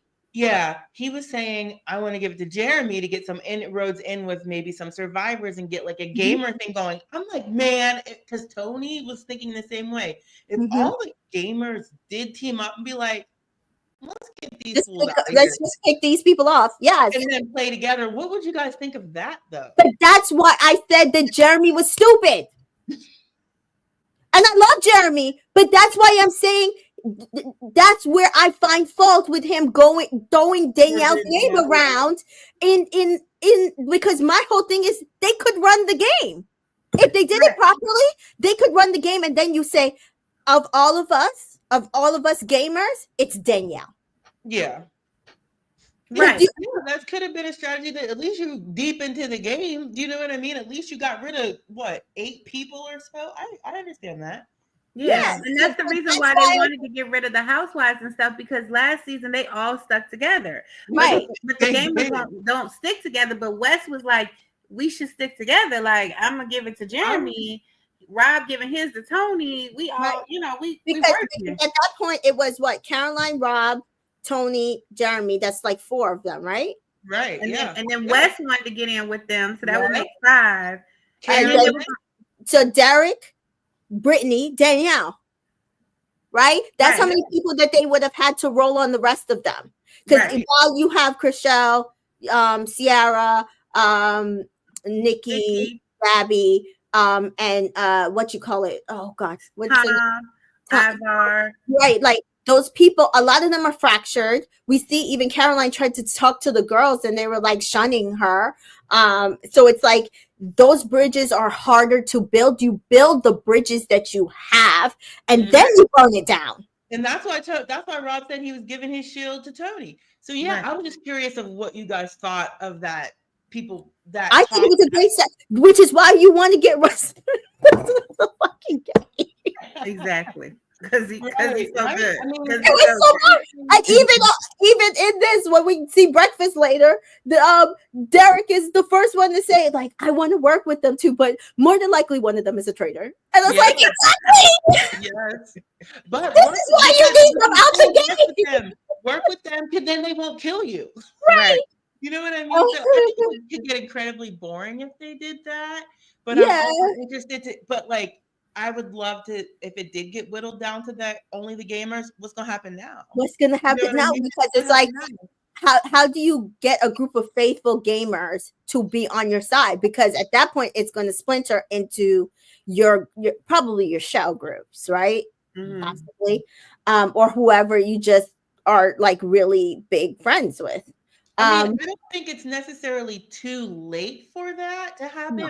Tony's gone. Well, sorry, I know I'm mad. Yeah, so I was gonna say, so then we do see them discuss who they feel like they should murder at this point. As you said, Rob told them that he gave his shield to Tony and that he knew for sure that Wes, I don't know how he knew for sure, but he was right. Whether Wes told him or not, we don't know, but Wes gave his to Jeremy. I think it was just a bit of the way that Jeremy was acting, but it's also, it could have been Jeremy told him and we just didn't see it. They edited it. Right. And so Bob says he again wants to go after Housewives. He wants to go after Dolores or Ayan, and Danielle, Rob, and Caroline all say no. And so that's why I was saying again, like, I don't feel like Danielle is playing this wrong, because her first instinct was like, no, we can't go after another housewife. How did he convince them? I don't know, because it was her. Yeah, it was. I don't know, because I think Bob is really game savvy. He has a lot. I'd love to see Bob play other games, like put him on Celebrity Big Brother or something. Yeah, he's really savvy and was able to. Yeah, he's good. I actually like him. He's very convincing. Yeah. I think it was just, like I said, I think it was just that one error at the he should have voted for Wells. You made the case. Ayan is so harmless. Walking around like a deer in headlights. Just like you said, Miss T Joy. So I was like, I just thought this was a waste of a murder. She ain't gonna be in that house sniffing out no traitors. The other housewives were not invested in her like they were the other. So I just thought this was like a pointless murder. Honestly, I did not like it. Yeah. So Rob was like, he sees that Bob has a lot of sway, and he was hoping, they would allow him to make the decision on who to murder. That wasn't happening, but he does suggest Tom. What did you think about his suggestion for Tom? I think that they will eventually kill Tom because they don't like him. I think that would have created some chaos and some suspicion of the girls, and I thought that was a better. I thought that was a better ploy. Better than Ayan. Now you're taking some heat off, and now becomes this clique of girls, right? Yeah. Not that I want the girls to be eliminated, but it'll create some more chaos, and then we got to see them step up and say what they got to say way out of it and fight for themselves, because it's gonna be like, y'all the ones that friends with Ariana, y'all don't like him. Y'all been over there gossiping. I think it was one of y'all. You know what I mean? Right. Like, you're right. I thought that too. Yeah, that would be a perfect way to get some suspicion off them and have it on that particular group. Yeah, he would have been way better than Ayan. Like, such a waste. My thought was they kept spotlighting, like Danielle said, well, do you really feel that makes Chrishell look like a traitor? It might not make Chrishell look like a traitor, but it would have made Gabby look like a traitor. It would have made Nikki look like a traitor. That little clique of girls, it would have made. You could have pointed it on any of them. Like, well, I don't think it's Chrishell because obviously that's a little too suspicious and obvious. Gabby, you would know that we wouldn't think it's Chrishell. And you would, be protecting Chrishell, but also got rid of Tom. And that's why I was like, I think Tom would have been a really good one. I don't know why they thought it would just point fingers at just Chrishell. Danielle is, like I said, is skeptical. Caroline wants to do Britney. What did you think about Caroline wanting to do Britney? I don't get why she wanted to do Britney, but Danielle wasn't never about to let that happen. And I'm glad she said no, because my thing was, I was like, now you're trying to set me up. Now I'm looking at you like with the beady eye, because are you trying to set my ass up? Do you think that Carolyn maybe doesn't know the history that Danielle and because that's a niche, unless Danielle shared that information with the other two as to why she would not want to kill Britney. Maybe Carolyn didn't know. I don't know. I don't know. I would be like immediately no. I think that was smart of Danielle because there's eyes is gonna go to her. But also, how many people really know their history? You know what I mean? Like the other big brother. Well, what was her reasoning for even picking Britney though? I don't know. What was that gonna do? What was that gonna do? Like, what? That's my whole thing is what? Like, I didn't like while last episode or first episode, she had a good thought process on why it should be Dorinda. I did not see where she was giving a good enough reason why it should be Britney. And again, that's why I'm like, if I'm Danielle, I'm looking at her like, are you trying to set me up?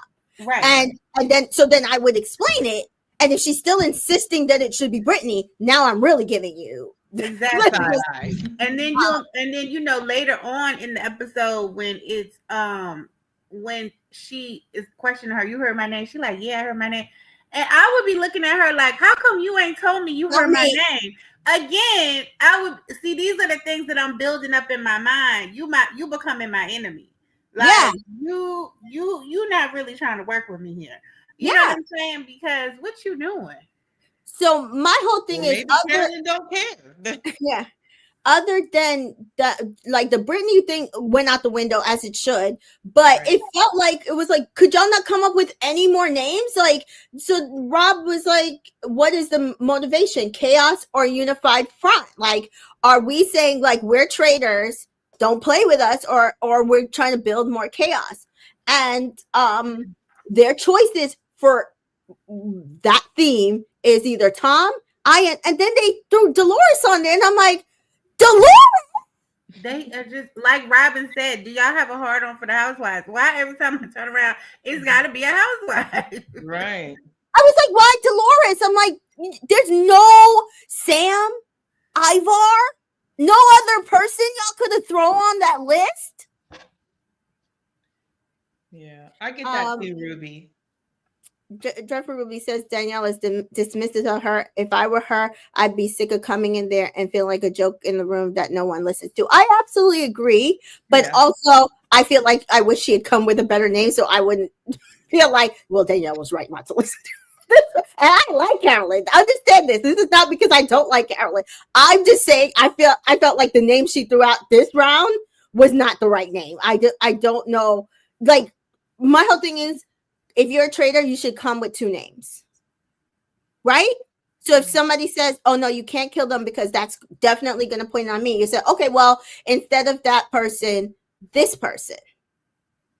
And so maybe that person ends up on the list. So my whole thing is, how did we get back down to Tom and Ayan and Dolores? Dolores, like, I don't understand two housewives and Tom.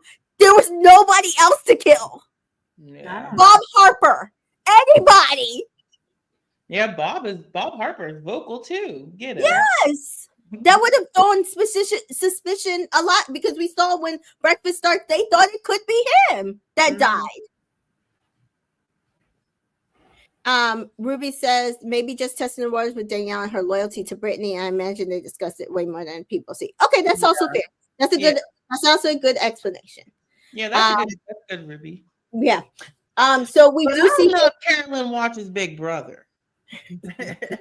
Like, I feel like. Yeah, I don't think so. But also, like, this is why you gotta like, when you, now that we know that you could like end up playing these games, you gotta lean your ears to the wind just in case you end up on a cast with some of these people, like CBS people, right? That's obviously what I'm saying. So you gotta pay attention a little bit to these other games. So we do see they unanimously agree on their victim, and we do see an ITM firm Caroline. She's upset. She doesn't like the thought of 4 traitors. It's a lot of personalities, and she doesn't feel like they will have her back. And then again, I understand this, but also, again, as a good traitor, I feel like you have to figure that out, because we saw even with was it season 1? Because I feel like that was Dan's downfall as well. He did not try to work with all 3 traitors, or all 2 traitors, or whatever it was. He just wanted to work with one, and that's like a fatal error. So you have to, like, my thing I was saying with Rob earlier, let's say you can't get one all 3 to listen to you, at least get 1 or 2, so you have that build that with that person, so you have them have your back. So at least then maybe it's 2 against 2, or you have somebody who has your back. Right. Yeah. So breakfast starts, and we do see Rob and Derek and West arrive. They all say they kind of want to work with each other, but they also understand that they need to actively avoid each other so they're not getting targeted, which is absolutely correct. And that's when Derek basically says, so likely one of us is a traitor. And yes. Danielle, Nikki, Dylan, and Sam are next, and they briefly discuss how heated the roundtable got. We do see that after that, Gabby, Ivar, Tony, and Robin come in. Tony spotlights to the boys whether or not they will name who they gave the shields to, and they say maybe. Maybe now, maybe later. This comes into play later. just so you know. Rob says that he thinks Danielle talks too much, as she points out that if Britney, because people are asking who she thinks is murdered, and she says, well, if it's Britney, they're putting it on me. And she's like, but I think it could be Bob, the drag queen, because he was so vocal at the round table the night before. And my whole thing is, I thought those were both actually valid things to throw out there if you're going to say something. Otherwise, you're saying that she should be quiet. And again, we know when people are asked questions directly and then they say nothing, that also gets held against them. So what, like, at this point, you're saying she has no play here. But my whole thing is, she's built rapport with these people, specifically sitting at the table, because I think it was Dylan she was talking to. I forget who was exactly next to her. So at this point, I don't feel like what she said was wrong. But you guys, we didn't see everything she said. I just thought that the crying was unnecessary here. When did she cry again? She cried when they found out who died. She cried. Yeah. Tears. At this one? Yeah. Her and Bob was the only one that Her and Bob. I was like, you don't know these people. Right.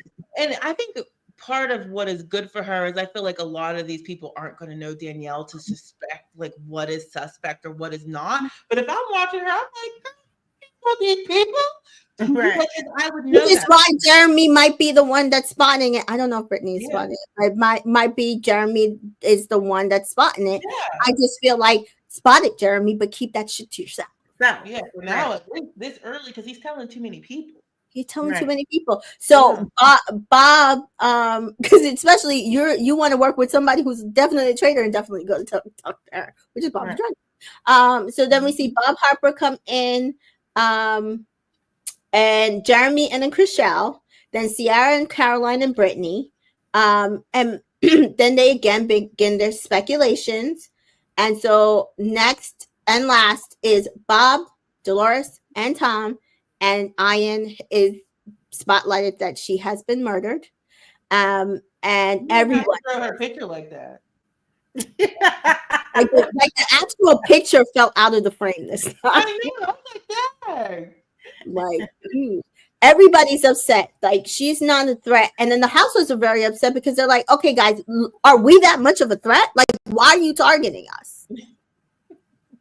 Caroline is upset because she felt like Ayan would be someone no one would listen to, so she should not have been a target. And I agree. Yeah. I don't think it should have been Ayan. Right. I think it should have been Dolores or Tom. Yep. If you're going to pick a husband. Out of those options, absolutely. I thought it was Tom. I thought it should have been Tom. It should have been Tom. Carolyn, though, tries to cozy up to Gabby, Nikki, Bob Harper, and then Jeremy comes around the corner into the wine room and scares her and says, can he pull her away? And then they all say, go ahead. And then they walk out the room and say they think she's crazy, but also not a traitor. And Gabby says, but can you imagine if she was one? And so, yeah, she's effectively playing really well here because they just think she's crazy. Right. Yes. And I'm just like, I feel like Carolyn has out of the 4 up there, she has the best shot of getting the closest to the end. Honest to God, she does. Like, mark my words, we could definitely see her at the end, unless somebody throws her under the bus, another traitor, or, but there's still a lot of season to go. But that's out of these 3 episodes, that's what I'm thinking so far. She has the longest life as a traitor. Yeah. We do see that Jeremy points out to Caroline, because again, survivor, that he feels that Danielle's the traitor. And he's like, watch yourself around her. And she's like, okay. So she does, at this point, throw Danielle under the bus, which is the correct move. Right. But she also, then we notice, doesn't tell Danielle. Tell her. Right. You can't get a chance. Maybe she would have done it later. Yeah. Okay. So Wes thinks Tony is being blamed. And he tells this to Robin. And Robin says, oh no, Tony's the traitor. Which is why I'm just like, why are everybody saying Robin's playing so well? Because she's not. I think I just like her. She said it so confidently. I was like, Robin, no. No. Loud and wrong is fun. Yeah. Fun. Like, she's about to go out there swinging for what she believes, and I like it. Like, I like what it's gonna bring. Yeah. Wes tells Tony at this point, because he's like, no, because we know Wes gave Tony the shields. Or no, Rob gave Tony the shield. But at this point, we know that Wes is trying to get in on Survivor, right? Mm-hmm. So he goes and tells the people that he's trying to build an alliance with, which properly played, Wes. Right. Yeah, they better get that fool. Like, they better get that man out of the game. So Tony is upset because he's like, I mean, rightfully, Tony's like, I'm actually for once not a traitor, and they're using my play on Survivor against me. And how fair is that? I was rolling my eyes so hard because Tony, what you expect them to do? Exactly. That's all they gotta go off of. Right. That's all they gotta go off of. I would too. Which is why they did not make you a traitor, Tony, because you would have been picked off first day. Mm-hmm. And so Dylan does gather a group of Bob Harper, Rob, and a few others. I couldn't remember who was sitting there, and says that it's Bob and Robin. That's the traitors. And Rob is sitting there like, again, he's just like, okay. I don't know what to do with this. So he doesn't really, we don't see him say anything, kind of like what Carolyn did. But at this point, it feels like they've spotted two traitors. So we do have our competition, which was the stupidest competition. I don't understand how they were supposed to win, because from what Danielle said on Twitter, their mama named them Twitter. I'm gonna call it Twitter. That they changed the doors each time. So that first, yes, they changed the design on which door. So you couldn't say don't go to the first door or don't go to the third door. You just had to remember the pattern and just spot which door the pattern. I didn't like the challenge at all, but I didn't know that they changed. I didn't know they changed the doors, because that's what they first tried to do when they were listening. Because they had the speaker so that you could hear. So they're like, okay, so it's not the doors with this. It's it was the other one of the other doors. So they're sitting there trying to eliminate the doors. And it wasn't that, because they switched the doors every time. But listen, what did you guys think of Bob yelling out, "Go, Tony, why don't you go?" I thought that was so stupid. Like, Tony, you go first. You go. Like, putting all this spotlight on another player. I thought that was idiotic of him. I understand based on episode 1. Because remember, he didn't want to get off the boat. Yes, and he ended up having to sacrifice himself, and it put him down for murder. But he wasn't the only one that didn't want to get off the boat. Like, I thought that if Bob was going to do that, if it had been Tony and like 2 other ones that had done that on the boat, it'd have been smarter to call out all 3, so it doesn't look like you're focusing on one person. But I don't know. I was just like, damn, Bob, he's going hard. Yeah. I think we missed something. Tony probably said something like, "I'm not going first." I don't know. I feel like we missed something. He randomly just was like, "Tony, how about you go?" Right. Maybe Tony said Bob's name. Maybe I didn't write it down. It's also possible. I think somebody said Bob's name, but I can't remember who. Yeah, I remember that too. Yeah. Did he not get a vote at one of these? At this one, on this episode, after the competition, he got a. Yeah. So the pairs for the carnival game was Bob, the drag queen, Gabby, Chrishell and Sam, Bob H and Dolores, Tom and Caroline, Nikki and Tony, Jeremy and Derek, Wes and Ciara, Danielle and Robin, Ivar and Britney, Dylan and Rob. And I feel like it was evenly distributed. It was just a dumb challenge. It was. Yeah. It really was. So I get completed, and they didn't get any money. So they didn't complete it, no money, no shield, because they were supposed to. Whoever got to the end might have won a shield. Nobody won anything. Everyone is pissed, and we do see that Jeremy is riding in the car back, and in the entire group of cars, he tells, including Bob the drag queen, that Danielle is a traitor. and Bob is like, "I love you, Jeremy, but I'm telling." I love when he said that. He's like, "I'm telling."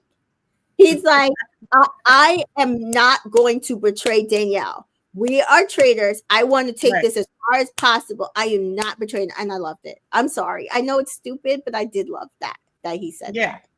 Yeah. And so he does tell Danielle Jeremy is saying her name, and she's pissed. And then she goes to Caroline, because Caroline walks into the room, and she's like, has Jeremy been saying my name? And Caroline's like, "Well, yes." And she like, "You ain't saying nothing? Like, what is he saying my name for?" And I'm happy for this moment, because Carolyn gave her reasonings for what Jeremy gave. So then Danielle has a chance to rectify it. Do something different. You know what I mean? Because she just thinks that she's playing up acting, and if it's gonna make her hot, at least now she knows. No, right. Yeah. Dylan is also still very stuck on that as Bob's dry clean. But again, he tells it to the wrong person in that he tells Jeremy. He had already told Rob and Britney earlier in the day. So he tells Jeremy, and Jeremy doesn't Bob the drag queen. Says, "I'm telling." And so Jeremy tells Bob the drag queen, and Bob don't say anything. Don't confront him. Yeah. When Bob turned off, I was like, "Oh, that's good." And Tony's looking at him like, "Why you telling? Why you telling?" Right. Just be quiet, Jeremy. Yes, Jeremy, be quiet. Hopefully, this taught Jeremy.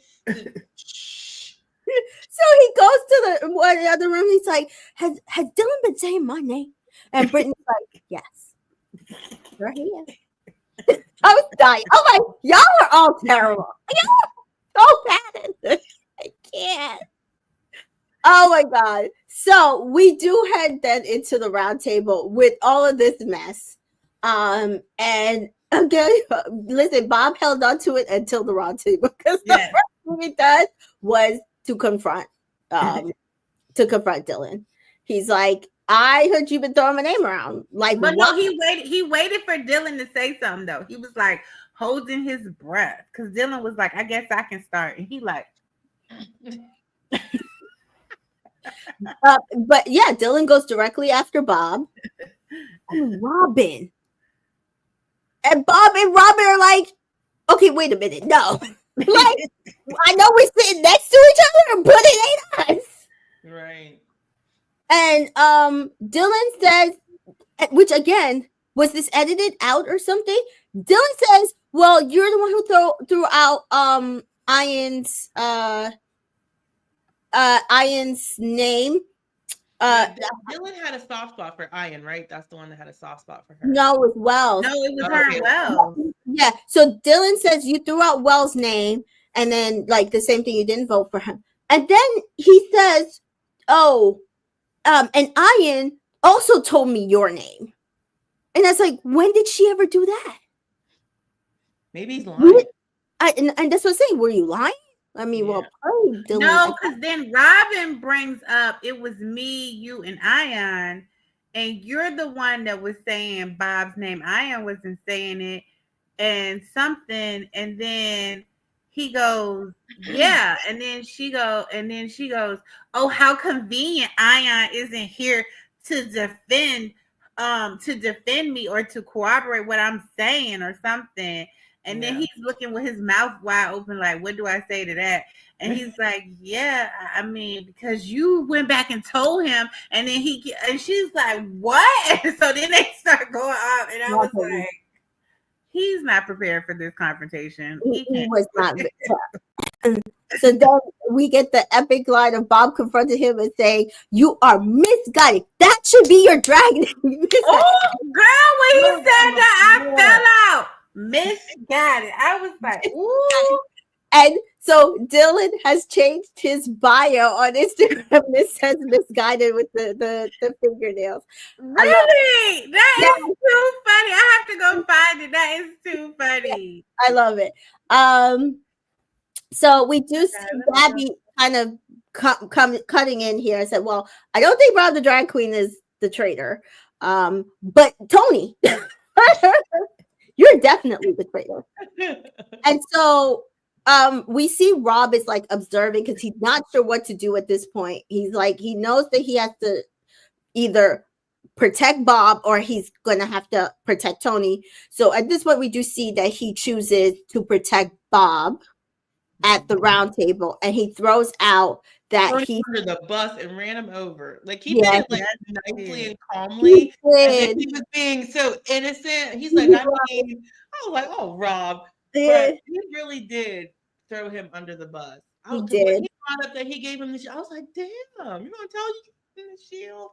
He said he hasn't talked to me since. I did not expect Rob to stick his neck out for anything. I didn't either. That's not true. That's not true.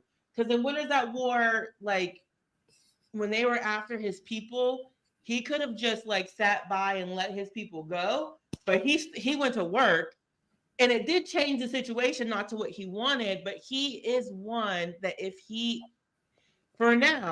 really with you, he's gonna go hard for the people that he's with. Yeah. As long as he feels like he's with them. I don't know what he's gonna do later. Yeah. But at least like for now, he is a player that is willing to stick his neck out for the people that he is with. To earn trust. He's trying to earn trust with them. Yeah, because he wants to run the show. Yeah. So he can become the leader. He like, I gotta get him to trust me. So I'm gonna stick my neck out for Bob, and I'm gonna sacrifice, and so I can then lead them, because Bob is the one leading in these meetings. When we up here, I don't observe that. So now, if I can earn Bob's trust, then maybe I can lead. Now they can start doing what I want them to do. He ain't. I'm interested. I don't know. Like I want to hear them talk about it. Like I want to hear them talk about him going against Tony for Bob, and I want to hear what Bob's explanation is to them. We might not get that for. I know. What happened at the end of the episode? So I don't know. I don't know if they'll be able to meet. So right, I know, but I really was like interested in seeing like what he would say. You know, I wish they would do an extended version of each episode, like so we could see the other stuff like later. You know, like they probably don't want us to know. Do you know? They don't want to, like if the gamers didn't make some sort of pact, they ain't gonna want us to know. They're not gonna tell us. Yeah, right. If they created an alliance or they were pre-gaming, they didn't go let us know. Right. They want us to be surprised and suspicious and think everybody had a chance and blah blah. Blah. Yeah. That would be boring for them if the gamers really did take an alliance and then just vote all the people. Like I do kind of wonder if certain people are off the table until like because of their appearance fee. Like maybe because why hasn't Sam been thrown out? Like Sam. Because he lays back and he's real innocent, just like but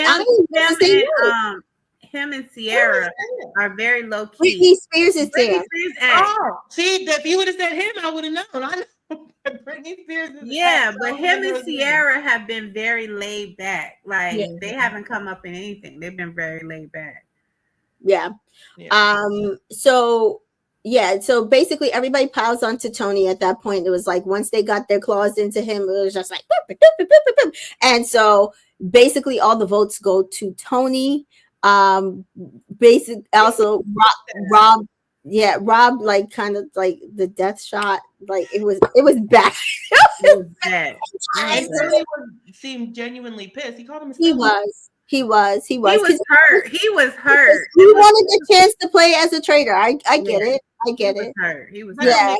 Sellout though. I didn't agree with that because Tony, you did unless there was a pact that we did not see. True. Could be. True. That's also true. Yeah. You're right. There could be that. Maybe when he gave him his shield, he said, okay, it's me and you, brother. Like, we're going to play together or whatever. And then the very next day, you throw me under the bus. So that might be why he feels like he's a sellout. Yeah. I thought Tony seemed like he was expecting for shows like him to be able to stick with Survivor. But like I said, maybe if that was talked about, we didn't see it. But yeah, I don't know. Yeah, so our Driver Ruby's putting out or a pregame discussion. Like if we get on the show, it's you and me to the end, blah, blah, blah, blah. Or at least the gamers are going to look out for each other for a certain amount of time or something, you know? Yeah. Hi, Mary. Welcome. So, Mary, we are doing our coverage of the Traitors on my channel, just us three, maybe one or two of us when the time is going on, but you can check out Chantel's coverage on her channel. She's doing it with a former Traitors Canada contestant, Melissa. So you won't see Chantel as far as we know on our Traitors coverage, but we will be doing other things with Chantel. So thank you, Mary, for dropping in. So then they get word that they have to murder in plain sight. And unlike last year's convolutedness where they had to get somebody to drink something, they basically had to all meet in the wine cellar, which is in the wine room behind the book. bookcase. It's just hidden behind the bookcase, and This they have stressed me out. This stressed me. This Listen, I turned it off because I was like, oh. It stressed me out. I'm telling you, when I tell you stress, I had to keep pausing. I was stressed. I'm like, at this point, Dylan and Bob have come to a truce, and that they're not. And I was like, smart, Dylan, smart. And so they're just like, oh, we have to murder in plain sight. Who do we figure it out? So at least 3 of them get into the wine cellar with little to no problem.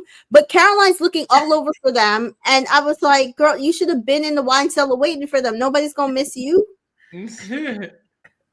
But baby, she is just walking from room to room and then counting. When she go in the room, she counting, and I'm like, do anybody think that's suspicious? That's what I'm saying. She was so suspicious when she was walking around. I'm just like, I was just like, no, Caroline, like you shouldn't be accounting. You should just be scanning and then walking away. So she finally does after they're talking. And I believe the name that they threw out was Jeremy. And then I couldn't understand if they were throwing out any other name. Did you guys hear any other name other than Jeremy? Okay. I heard, but did I hear Jeremy and Sam or no? Or did I hear Jeremy and Tom? It seemed like it was another man, Jeremy and. Okay, maybe. I didn't hear another name. Even though I was with you, Miss T Joy, I don't like it. Just gets me all riled up as if it's me. Like I was sitting there nervous as heck. But my biggest criticism of this show always is they have nothing to go off of. These people are grasping at straws to find traitor. Oh, he breathed heavy. He blinked weird. They're traitor. Right? That's right. Criticism. Yes, that's what I don't like that about the show. But I like them having these missions that could get them caught. Yeah. I was like, hurry, get it. And like when she comes in there, they're like, come in. So they're like, let's do this. Like it's like they didn't want to leave her out of the decision, but they knew they couldn't leave to go get her. So they was like, they're like, will you go in? She like, no, I ain't going in. Okay, scrap that idea. I'm like, they like, but I was thinking why you were going from room to room. This is the only thing. I'm like, Carolyn, why are you going to room and you can't find them? Why aren't you thinking of some people to put on the list? That's all I'm saying. As you going in and you walking in the room, you're seeing everybody. Like you're counting and you're seeing. Yeah. So why aren't you thinking it's taking me so long to find them? By the time we get together, it's gonna have to be quick. So let me think of my names now. And she will get in there talking about I don't know. And I'm like, Mary says that it was Jeremy, Ivar, and Nikki. Oh, okay. Yeah. That would be it. I don't want none of that. I don't care about Ivar. He could go. I think Ivar could go. I think that it's difficult. Like I'm like, why are you counting instead of thinking names? But again, like that, we kind of saw that last year with Phaedra. Like it felt like if she threw out a name, it wasn't like a good name, and then when she did. Like it just always felt like she either didn't have a name and let them do whatever they want to, or she didn't throw out a good name when she threw out a name. I don't know. Caroline's kind of doing the same thing for me. Like Dorinda, absolutely the correct name. I don't know if because they did not go with that, it's made her question her thought processes, but also I don't know. I was like, girl, like can we not and say we did. So we do see they write the name on the scroll that's in the wine cellar, and then they start slipping out. But as they slip out, supposedly Gabby saw them coming out, and it's I think it's editing. I just don't think she could catch all of them coming out. That would be crazy. That would be game over. Ruby points out it had to be editing. There's no way production would allow the traitors to be caught in a compromising situation. Mary says Bob is playing like Cedric from the Traitors Canada. Which season? Because if it was the current season, never seen him. Cedric, I don't think it was. But she agrees that Dylan accusing Bob feels like people are accusing Cedric on Traitors Canada. He's right, but not for the reason he believes. Right. That's also fair. And she doesn't like two survivors as traitors. Yeah, it does feel difficult, but it also is like, I feel like it was meant to help Rob build trust, but he's not really because it's Caroline. Yes, I know. I have to go and sit down and actually watch it. I haven't gotten to. Me too. I have to watch it too. I went to like I've six. seen the person that ended up winning play in their original game.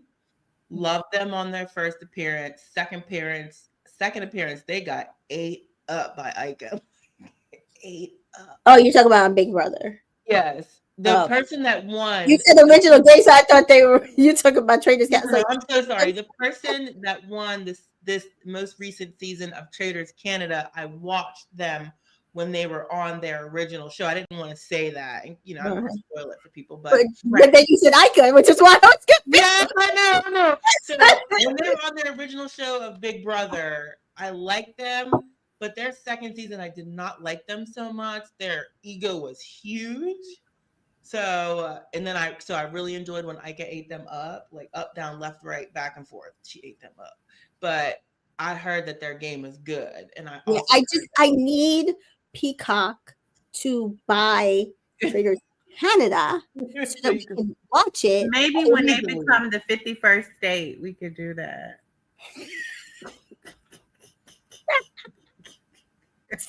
Oh my God. Jennifer Ruby says she never loved them, but loved them on Traitors, though. That's interesting. Okay. Yeah. I've never watched them play, so I don't know. So cocky her second season. Like, I'm like, girl, who are you? Like, girl, you lost your first time though. Go ahead. Sorry.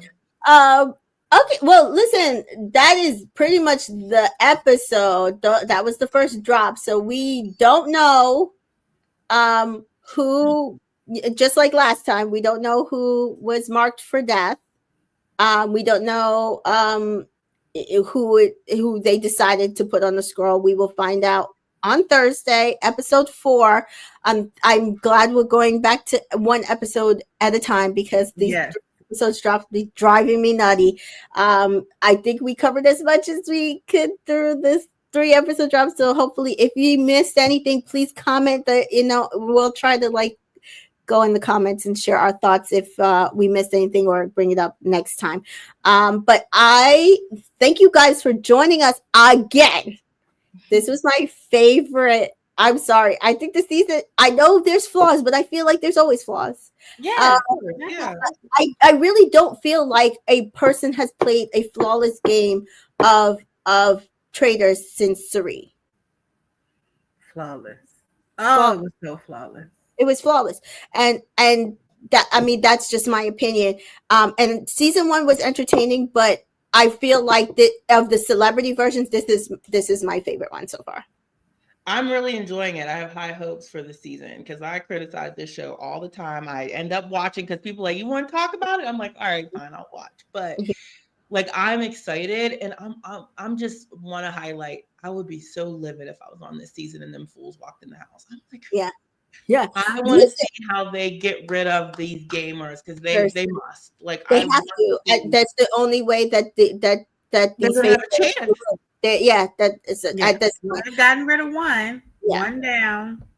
I do want to point out that on Twitter, a certain Big Brother player was critiquing this game because they thought that they feel like the game is not good to watch and it's not entertaining and blah blah blah blah blah. I know who you're talking about. Yeah. Corey got his point. He just wants to be on it. Right. That's what I said. I said, but if they asked you, you would want to be on it. He just wants to be on it. So I wish him and America would go away.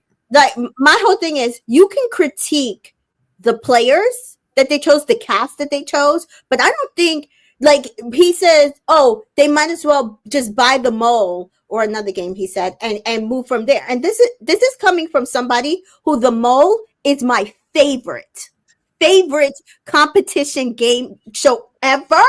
And ever. I like them all. I like it more than this because there's like a method. Like, right. In my opinion, Corey meant like what I don't like about Traitors is they just throw people in the house and like find a traitor. I'm just like, and we always say that like it pisses us off, but I can't sit here and say that they're like this. Not like I felt like he was saying that this is not entertaining. This is entertaining as hell. Very entertaining. I'm enjoying it. But the mechanism of the game and how it works, like the what do they call it? What's the word? Strategy. No, the way the game of Traitors is structured could improve for me. That's why I enjoy the mole better because, Yeah, like the mole is way better. But this gives me drama. It's the like mole, they give you context clues as to who the mole is and say right, find the mole. And right, it's only one person. And it's only one right, person. So it's easier. And right. not easier in gameplay, but easier to pinpoint one person and possibly get there. But other than that, I feel like both are entertaining. Yes, yes. This show gives me like people don't know what they're doing. It gives me characters. It gives me a lot. I just Right.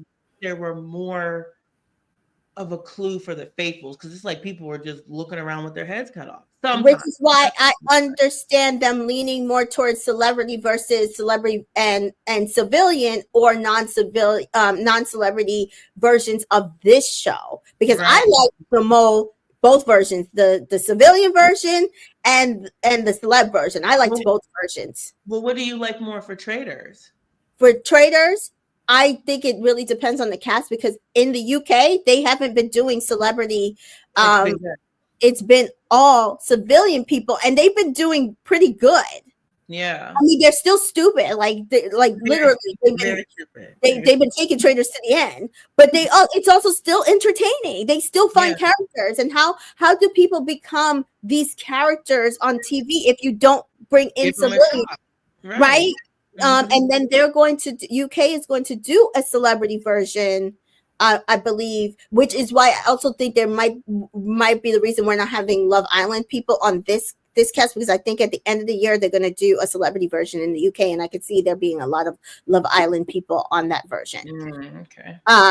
So at the end of the day, like I think there is a possibility to do a civilian version in the US. They just have to, just like with any other reality TV show, cast good people. Yeah. That's it. Yeah. But other than that, I get for now why they're leaning celebrities, because they do bring the entertainment. Exactly. And that's what I want to watch. I've never watched an all civilian one, so I would be interested to see what it's like. But I tune into Traitors because every season, much to my disgruntledness, I'm like, dang, they got such, now I gotta watch. That's what gets me to watch. The people that I like, that I want to see how they do. Period. Yeah. Even Australia, the second season was wild. For Australia, the first season was a mix, I believe, of civilian, but the people that they chose that were like celebrities were like more like undercover, like book writers and stuff like that. Okay. But like the second season of Australia, wild. Wild. Is it on Peacock? Because if it ain't on Peacock, I haven't seen it. It's on. Yeah. I'm not surprised. Yeah. Like wild in a good way. Just wild, like in the ending. Like if you watch the end of that season, like you're not even going to believe it. And I don't even know what would happen if that happened here. But it's the way that they gave the rules to the end. So again, like I would just say watch the different versions so you could see like celeb, non-celeb, and see which one you like. Right now, I totally understood why they changed this format, because what happened with Ciara, I feel like, was unfair. Not on Ciara, but on not Ciara being unfair to other people, but whereas people were mad at her because she won the show and won money and kept the money, as if that's not what she should have been doing. Yeah, that enraged me, and MJ enraged me. Like, yes, why do I try to make even still with MJ? And again, she has money, and again, Chrishell and CT have money, but again, the point of the show is to win money. Exactly. Right. And share it with the least amount of people. So that while I try to hold space for people that have challenging feelings from being in these games, right? But at the same time, the show is literally called Traitors. Like literally. Traitors. Literally. Like, come on. Yeah, Mary agrees with me on the ending of Australia. Is it the second? I think it's the second season. Yeah, I did see it. It was crazy. Wild. Watch it. Wild. I loved it though. I loved it. So, and that's the thing. It's like it's totally different. It was a totally different ending, and it still was so entertaining. So there's that. Like, so let me see. Dreadful Ruby said, if Bob and Danielle get more heat next episode, I think we can shift it to the 3 Cage Boys, buy some time, and give them a traitor. I don't feel like they're so dismissive of Caroline, though. I agree. I don't feel like they're as dismissive as it's coming off, but that might just be editing. But I also can see them starting to do what we said, start picking off Wes and Derek because they can't stay in this game. Right, they're going to start picking them off, and they don't need that. Tony says, "Hi, Tony. Keep in mind though, it's Boston Rob. He's dying on the sword for you once, if at all. I don't see it happening again. And truly, believe Rob will likely get out Bob and Danielle since he's already critiquing their game. I think the opposite. I think the opposite. Okay, so it's not just me. I think Danielle will slit the frick out of his throat before she lets him get her. Yeah, she just needs to know to do it before he does it. That's why she was smiling in his face. He'll ride for them while it's, as any player should, while it's beneficial. But when that starts to he is the easiest one to offer up on a silver platter out of the Traitors and get out of that game, out of all absolutely. Especially if her and Bob stick together. They can push and usher that right push him right out, lay the ground. Yeah. It could be as simple as, I'm suspicious of Rob, and then be like, me too. Like, they don't even got to say anything. They could just agree with people and that be enough. That's it. Jeffrey Ruby says New Zealand season 2 and Australia season 1 are my favorite international season. I'm still struggling to get through New Zealand season 1. Australia season 1 was absolutely great as well as Australia season 2. So I would recommend those. I would have recommended Canada. All wear the same jumpsuit. Is New Zealand when they all wear the same jumpsuit? No, that's Australia. Australia. Okay. Yeah. So yeah, I'm excited for the season. Very good start. Very proud of them.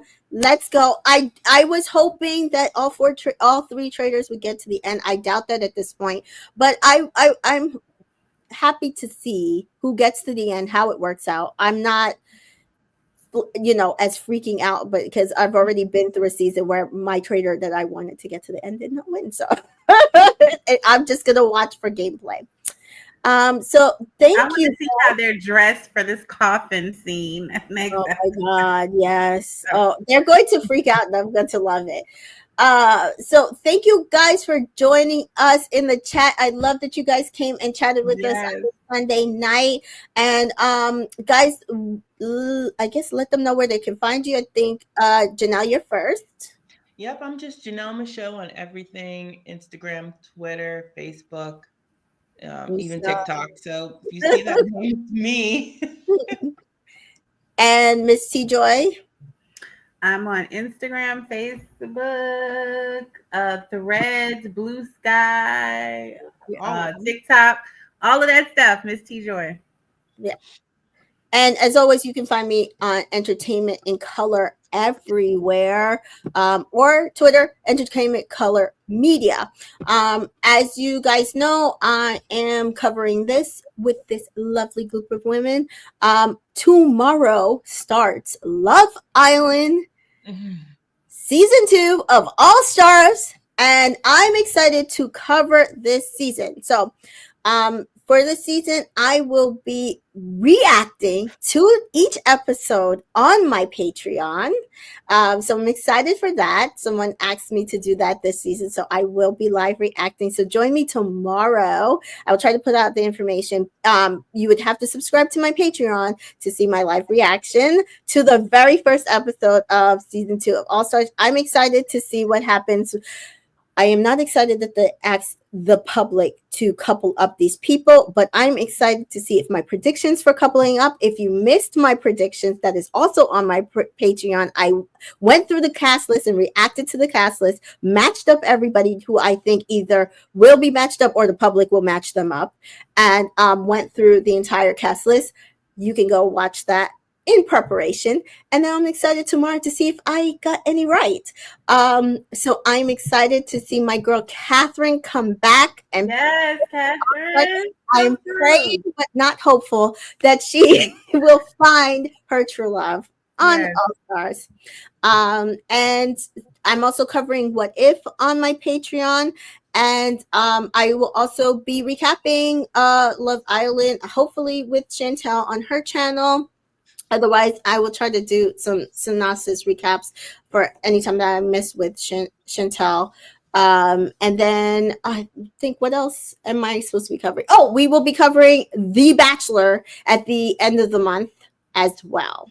Yeah. So right now, that is our recaps and reviews that we have coming for you guys. So you will get to see us all in our glory and our opinions, but make sure you're following us so you know when we go live for all these things. So I want to thank you again. What is Dreadful Ruby saying here? Dreadful Ruby says Rob is 1 to 8 on these shows. It took him 4 times to win Survivor. His ego outweighs his abilities, in my opinion. Ooh, interesting. Agree, but yeah. On another note, Dreadful Ruby says, "Have a good night, ladies, and thanks for the recap. Thank you for joining us, and we will see you guys next time. Bye."